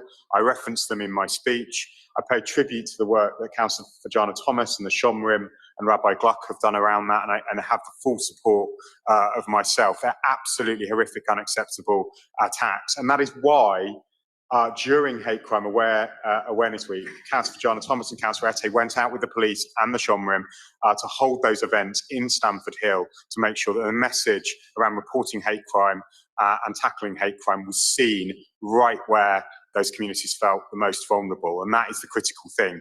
You tackle hate crime and you build reassurance around those communities that feel under threat, and we will continue to do that. On the origins of council tax and cuts, council tax is being increased by Labour councils because of Tory austerity. They are shunting all of austerity and the cost pressures of social care and many of the issues that I've already outlined onto local council taxpayers.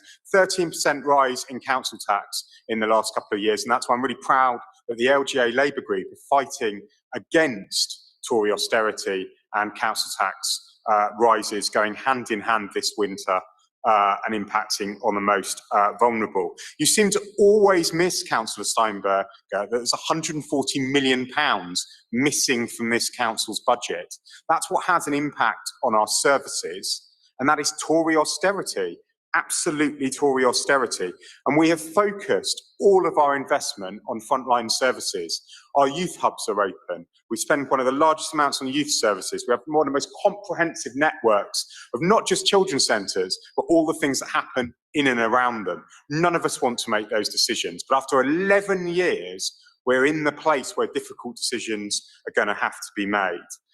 Mr. Speaker, on not taking action, it is the party opposite that doesn't take action. It doesn't take action on poverty, on climate change, on housing, on any of the things that matter to the residents of Hackney. And luckily, we have a Labour administration, a campaigning Labour administration that delivers on this borough.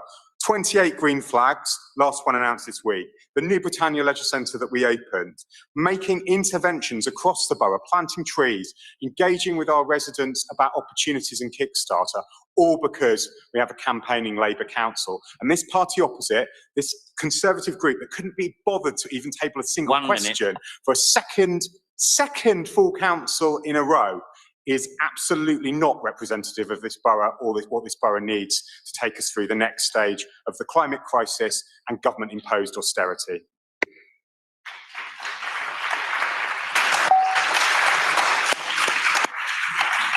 Thank you, Mayor Glanville. We now move to the change I mentioned. Due to Wi-Fi issues for the Deputy Mayor, we're bringing forward item 10, the Standards Committee Annual Report. Deputy Mayor Bramble, are you there? Thank you, Mr. Speaker. Can you hear me clearly? Yes, that's fine. I may turn off my mic at some point. This is the annual report that outlines the work of the Standards Committee for 2020, 2021. And I'm pleased to say, Mr. Speaker, that councillors and cooperative members have been upholding the ethical standards of this local authority, and that is evident within the report. As I set out in my introduction, over the last 18 months, there's been some challenges that we have had to face, and these challenges have brought a new level of expectation of what residents would want from us as elected members, and rightly so. I ask colleagues to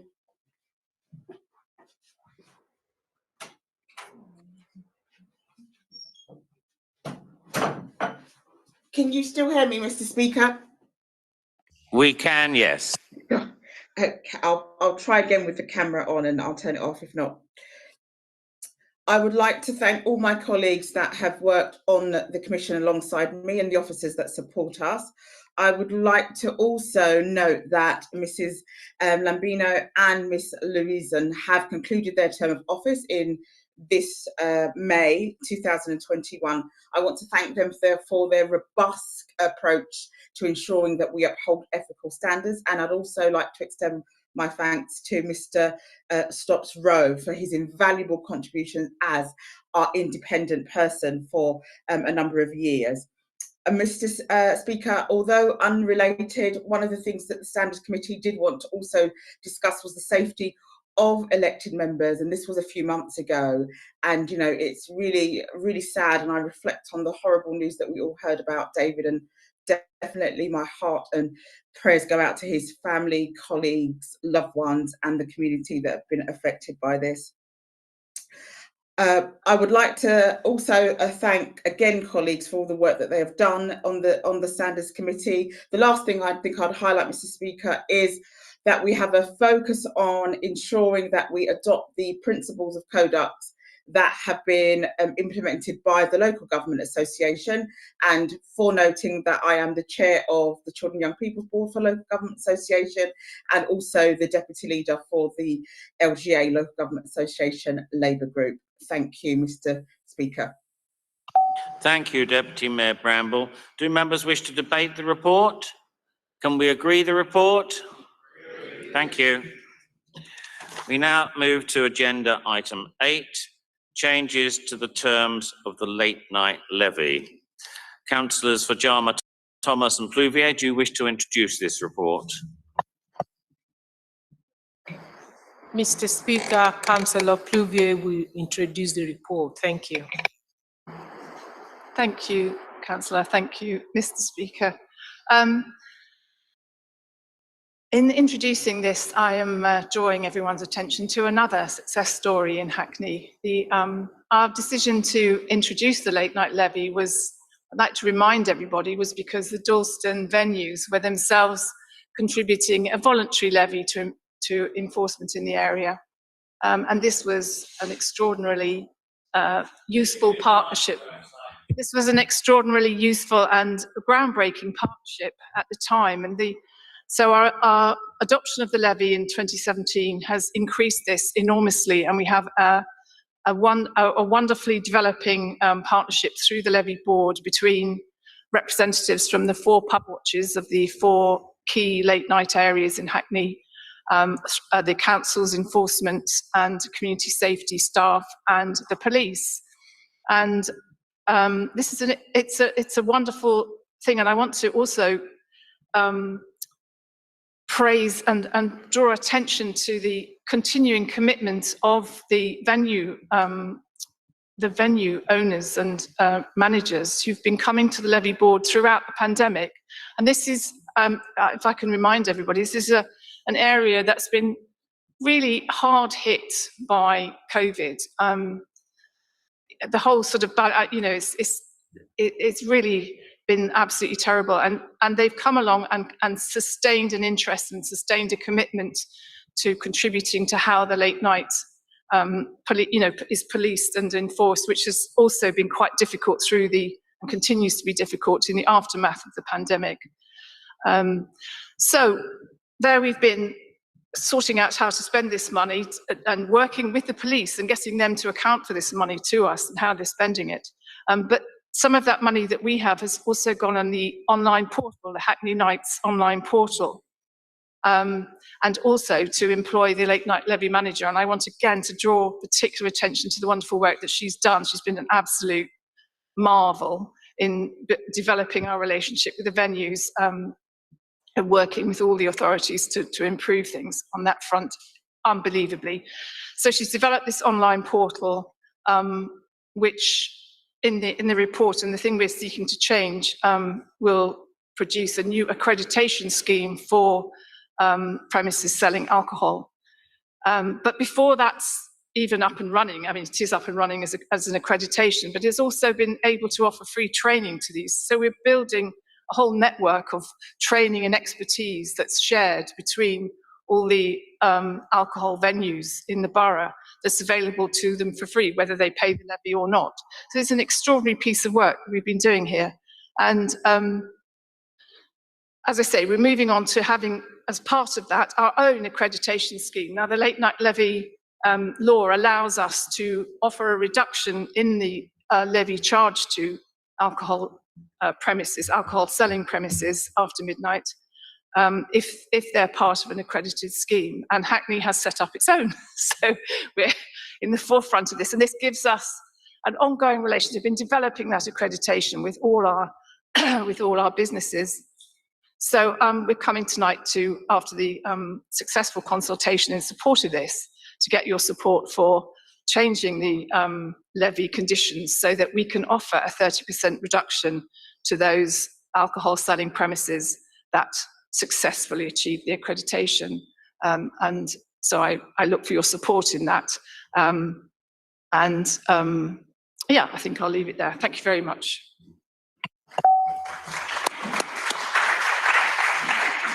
Thank you, Councillor Bouvier. Do members wish to debate the report? Mayor Glanville.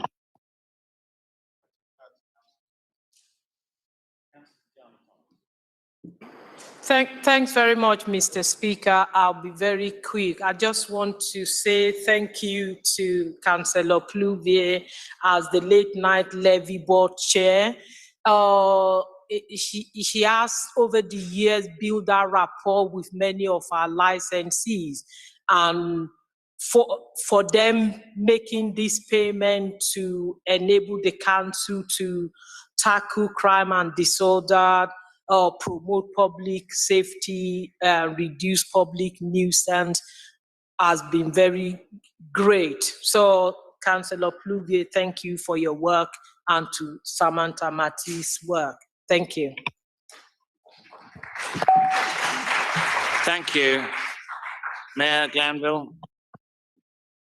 Yeah, I just want to echo that thanks, Mr. Speaker, to Councillor Bouvier and the Licensing Committee more broadly, and our licensing officers, Councillor Joanna Thomas, Councillor Selman, who've worked on the late night levy, because there was a time that, combined with the updates to our licensing policy, the Town Hall Square was full of people saying that we were, I think that I was introducing a midnight curfew, that I didn't understand or respect our late night venues, and that we were going to close Hackney for good.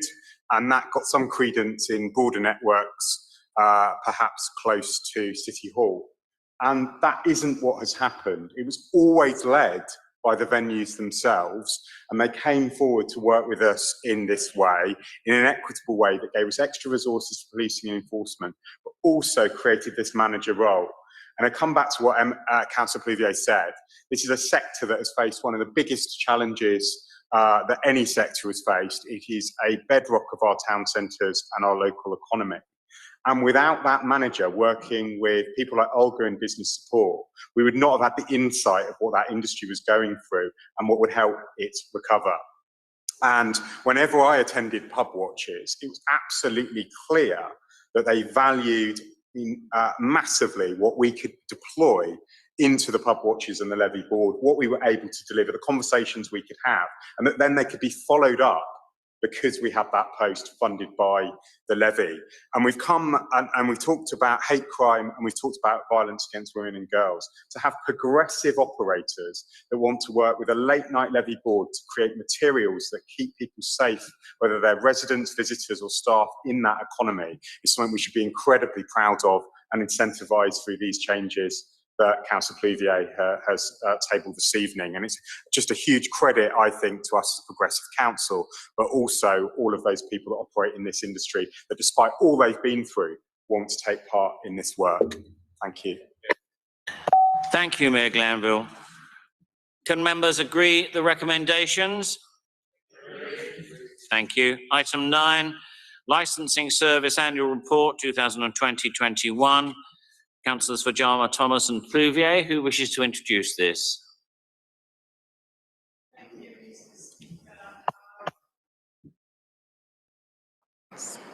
Thank you, Mr. Speaker. I will introduce the report. This report set out the activities and performance of the licensing service during 2020-21 municipal year, as well as outlining the aims and targets for the 2021-22 municipal year.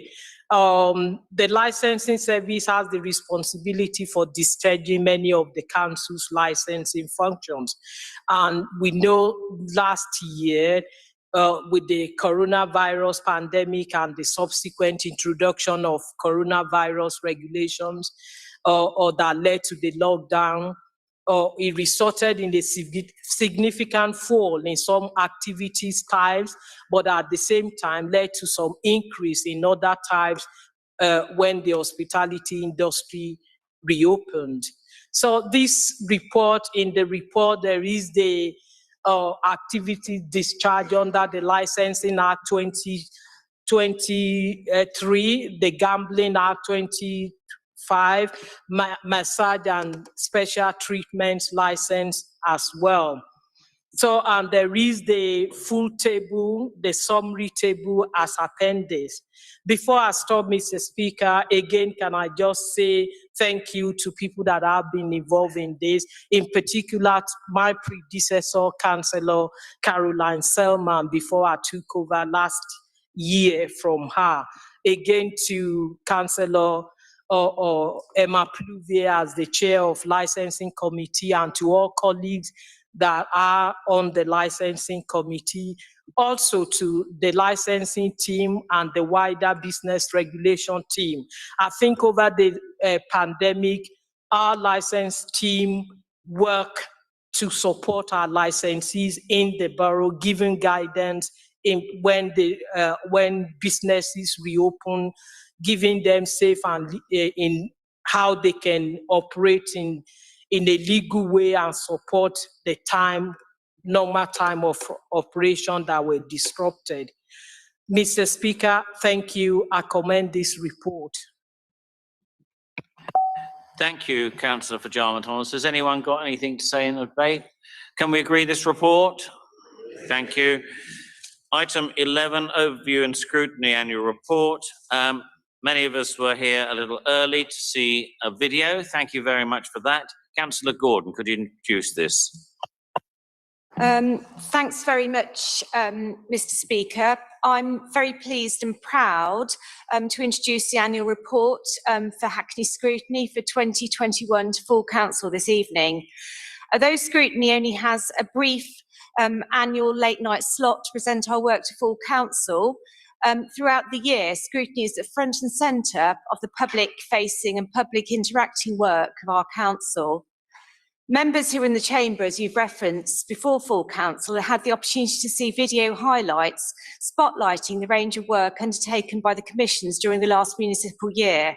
This included our work on holding the police accountable for the impact of stop and search, the impact of school closures during the pandemic on our young people, how test, track and trace worked for Hackney's people, how the low traffic neighbourhoods, which obviously been referenced several times this evening, impacted different groups within our community, food poverty during the pandemic and beyond.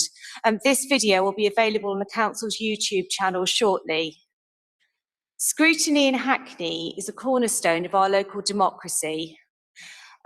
We fearlessly and robustly provide essential checks and balances to the executive on behalf of the community that we all serve. Scrutiny is frequently the place where the public is able to challenge the actions of the council and partners, where new policy initiatives are developed and explored. In scrutiny, we campaign for change both within the council, in the local community and beyond. We don't shy away from the most difficult and complex issues affecting our community. Though over the last year in Hackney, we faced unprecedented challenges, the pandemic and the cyber attack, as well as the ongoing challenges posed by austerity on local government, we have continued to be ambitious and innovative in the way that we work in scrutiny. We've been more visible than ever before and have reached more people. The opportunities brought by online and hybrid meetings have meant that a wider range of local residents and external experts have been able to contribute to our meetings. Scrutiny has become more accessible to the local community and beyond in a way that it never has been before. Scrutiny commissions have interrogated issues of critical public concern, from vaccinations to special educational needs, from flooding to the green recovery. We've heard unforgettable testimony from local people about their lived experiences. Anyone who heard the voices of the young people describing how they felt abandoned during the pandemic when their schools closed, or the voices of another group of our young people describing the impact of discriminatory stop and search practices, will never forget hearing those voices. Our scrutiny reviews on exclusions from schools, integrated care, the 15-minute economy and stop and search go to the heart of the council's policy development. Sadly, budget scrutiny following years of cruel cuts to local authority funding is a central part of our work. We've worked collaboratively across the commissions and in coordination with audit to ensure that this is embedded in all of our work. Looking forward, we'll be continuing to work collaboratively across commissions, focusing on overlapping policy areas, particularly in relation to our core priorities of reducing poverty and inequality, and the inequalities that blight too many of our residents' lives. Coming up to COP26, we have a cross-commission focus on the Council's journey to net zero, always remembering that climate justice and social justice go hand in hand. Scrutiny is only effective because of the contributions of a large number of people who contribute to our inquiries, including commission members, both councillors and co-optees, cabinet members, council officers, partners, stakeholders, and most importantly of all, local residents giving their time to improve everyone's lives in our community. We always welcome suggestions for our work programme, whether from within the council, partners, or from the public. Finally, I would like to thank our tireless and tenacious scrutiny team of Tracy Anderson, Jarlath O'Connell, Martin Bradford and Timothy Upton, who continue to push the boundaries of what we can achieve with scrutiny. Thank you very much. A couple of my colleagues may want to come in as well. Thank you.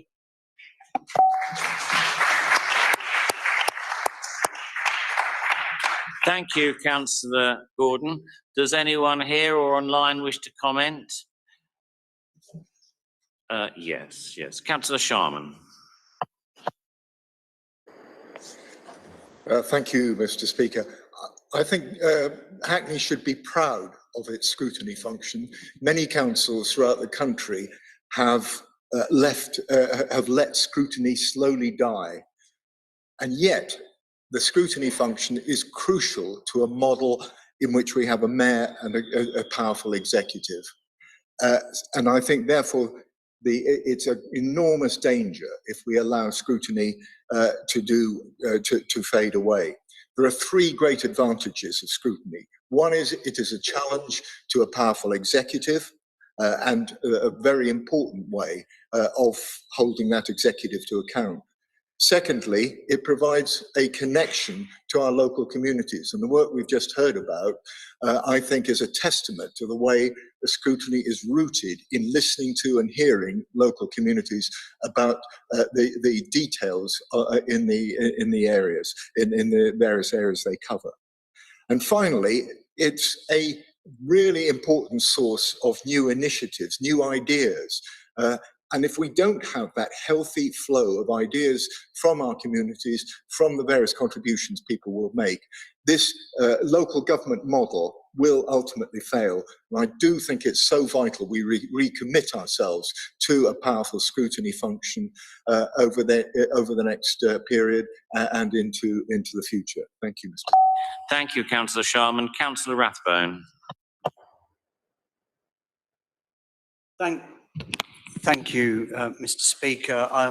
I just wanted to be a bit brief in just saying thank you very much to Councillor Gordon in particular for all her work this year on the activities that are displayed in the report, and her 4 colleagues, 4 chairs as well of the scrutiny commissions. And at a meeting last night, we were hearing all of the wonderful work that was being done by our colleagues. It is truly amazing, and I echo Councillor Sharman's comments that the work that is done by our colleagues is really tremendous and a real tribute to others who seem to think that scrutiny might not be very important.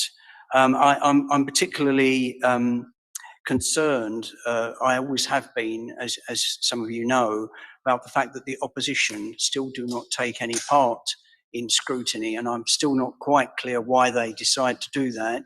But it's an important part that can be played by a councillor of any party in helping to scrutinise the executive. It's not just related to one party, and I think residents like to see that. And I'd just like to very briefly refer, I'm on the Scrutiny in Hackney Commission, just on pages 28 and 29 and 30, without going into the details, there is a discussion of the work that we've done on stop and search. And it's just, for me, typical of what we do in scrutiny commissions. The commission is very ably chaired by Councillor Patrick, who has been quite robust with the police in questioning. It's not a complete story, it's an ongoing matter, but this is something that really concerns our residents, a lot of our residents, particularly younger people, and this is the real world that is being dealt with by scrutiny commissions and tackling and asking questions that the public ask us, which we then go and ask authorities like the police. Yeah, so I was going to be brief, wasn't I? Well, this is my brief.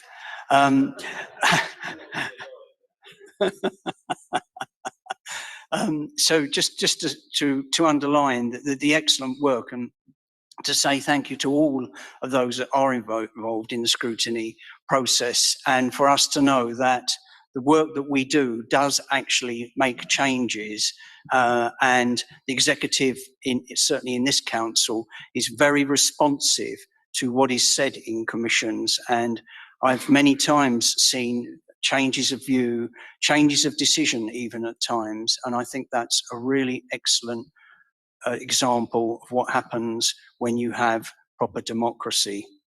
Thank you. Thank you, Councillor Rathbone. Online, Deputy Mayor Bramble, please. Thank you, Mr. Speaker. Our scrutiny and scrutineers do an invaluable job for the council. And Mr. Speaker, I'm sure you might think that I'm biased, as I used to be a scrutiny chair. I think that we can't do the work that we do without our colleagues. And I want to thank particularly the Children and Young People Scrutiny Councillor Conway and Gordon and all those that sit on there. Mr. Speaker, the Mayor spoke very eloquently tonight about the 140 million pounds that the Hackney councils had to take out the budget. Local government has lost 60p in every pound, and the need of our community continues to increase. And as we face really difficult decisions, Mr. Speaker, it's really important for the integrity of this council and for our residents that we are held to account through scrutiny, that our colleagues will hold us to account, to question us and to challenge us in the way that they do. It's absolutely integral as time goes on that we preserve our scrutiny commission. And I want to thank all of their colleagues for their dedication and hard work for helping us to hold us to account and ensure that we deliver the best possible outcomes for our residents. Thank you, Deputy Mayor Bramble. Councillor Steinberger, please. Councillor Steinberger? I wasn't really going to bother. I'm still telling my colleagues, should I waste my time or not? But It's very interesting because with scrutiny, we had at one point 3 or 4 Conservative councillors and Liberal Democrats sitting on scrutiny, and we employed a private company to look into it. And the private company, and this is, you can check it, it's public knowledge, came back a year later after they demolished or recycled the scrutiny here in Hackney and said that clearly the old system was working and the new system is not working properly, and advised that it should come back to similar to the old system. We're not going to be part of your political football and be here to fill the seats up for your games. We're here to, like they say about us, tachlis. Tachlis means we're here to do things, not to play games and to pretend we're doing things. So no, we're not here for games. We're here for the community, and we're here for all the communities. And this is not about your hobbies, road closures, closing Church Street and other things. This is about scrutinizing and doing stuff which should be done. And like Councillor Brown mentioned about the money things, it doesn't seem to be that there's much change in certain things which are happening. So to cut a long story short, as long as the scrutiny is not done the way it should be done, we're not going to here to put, like they say, put our seats on, to put ourselves on chairs just to entertain the Labour Party. We're here to work for the residents. And Thank you, Councillor Steinberger. Lloyd, who said things should go back to the old system, we're not going to be here for the games. Thank you, Mayor Glanville. Thank you, Mr. Speaker. I think I'll let Councillor Gordon respond to some of that. But I think I'll say what I always say, which is you cannot have a mayoral system without strong scrutiny. It's absolutely essential for holding us to account for the new ideas, for the external challenge as well. I think it's really important to recognise that scrutiny doesn't just face inwards, it faces outwards as well, as Councillor Rathbone said. The work to hold the police to account has amplified everything the administration has said and taken it further because it's broadened the voices in that debate and discussion. The same with Councillor Conway's work around exclusions, because some of the people in that work are essentially private providers.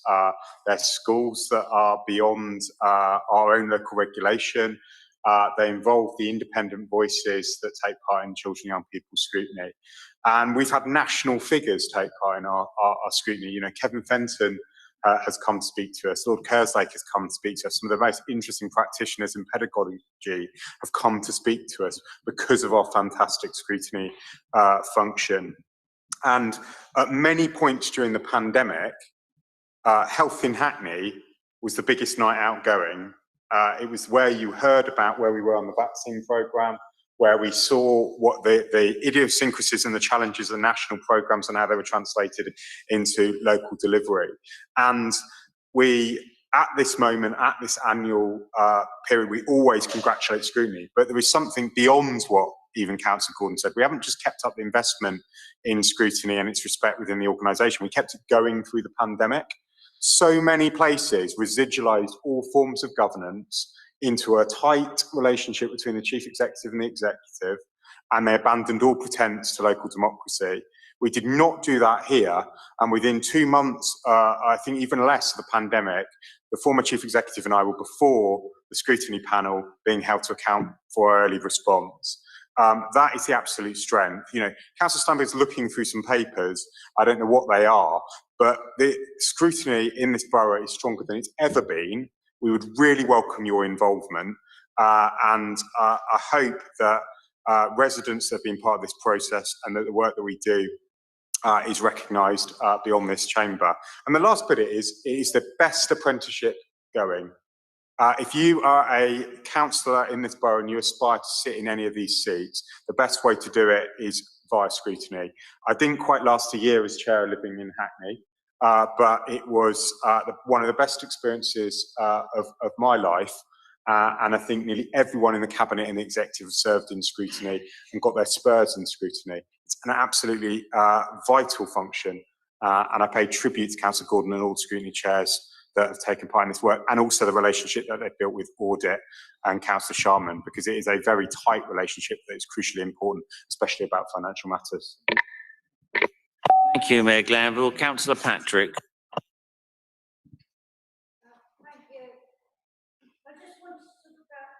of scrutiny like others.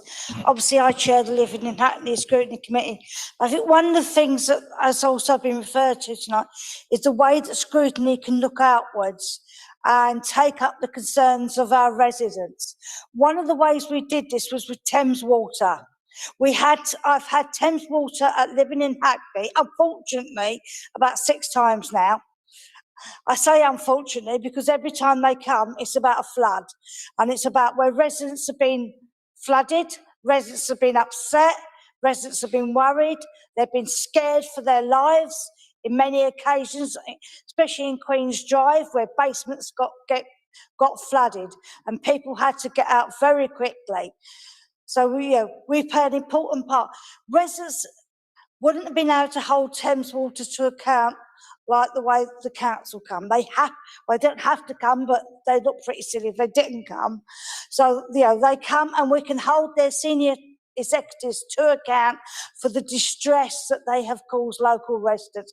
And local residents can ask them questions as well. And it's through the use of scrutiny that we could do things like that.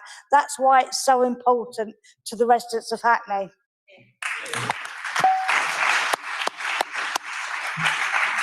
Thank you, Councillor Patrick. Councillor Gordon, do you want to quickly respond and reply? Thank you very much, Mr. Speaker. Just to say, really, I think what we've heard this evening really about the enormous range of voices that take part in scrutiny in Hackney. Voices that are missing are the elected members of the city council. I don't recognise the narrative that Councillor Steinberg has presented to the council this evening. It's absolutely right and wrong as any institution that Hackney Council reviews its present functions from time to time, and that's exactly what happened. There is a vice chair position, vice chair to me, is the chair of the panel, available to a member of the opposition should the party opposite decide to nominate one. And I would suggest that is your democratic duty to do that. My door is always open. I'm very, very happy to speak to any member of the opposition in relation to that, either individually or collectively. I'm happy to set up a meeting now so that you know, so you can be in a position to represent your constituents through one of the most functions of an opposition to the council. That's why I suggest it happens from now on. Thank you very much.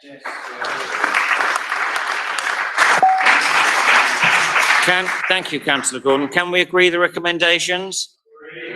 Is there anyone against? 4 against. Thank you. Item 12, dates of future meetings, 26th of January 2022, 23rd of February 2022. I'd therefore like to wish you a happy Hanukkah, a happy Christmas, and happy New Year.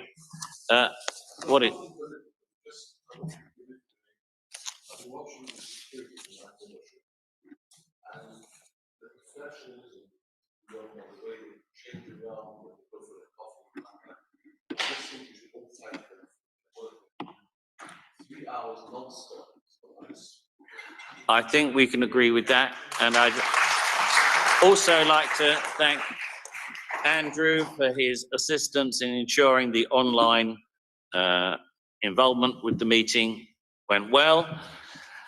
Thank you for the generally good level of debate and the tone of debate. In the context of what's happened, we must always remember, as local leaders, we must treat each other with respect, even if there are occasional disagreements.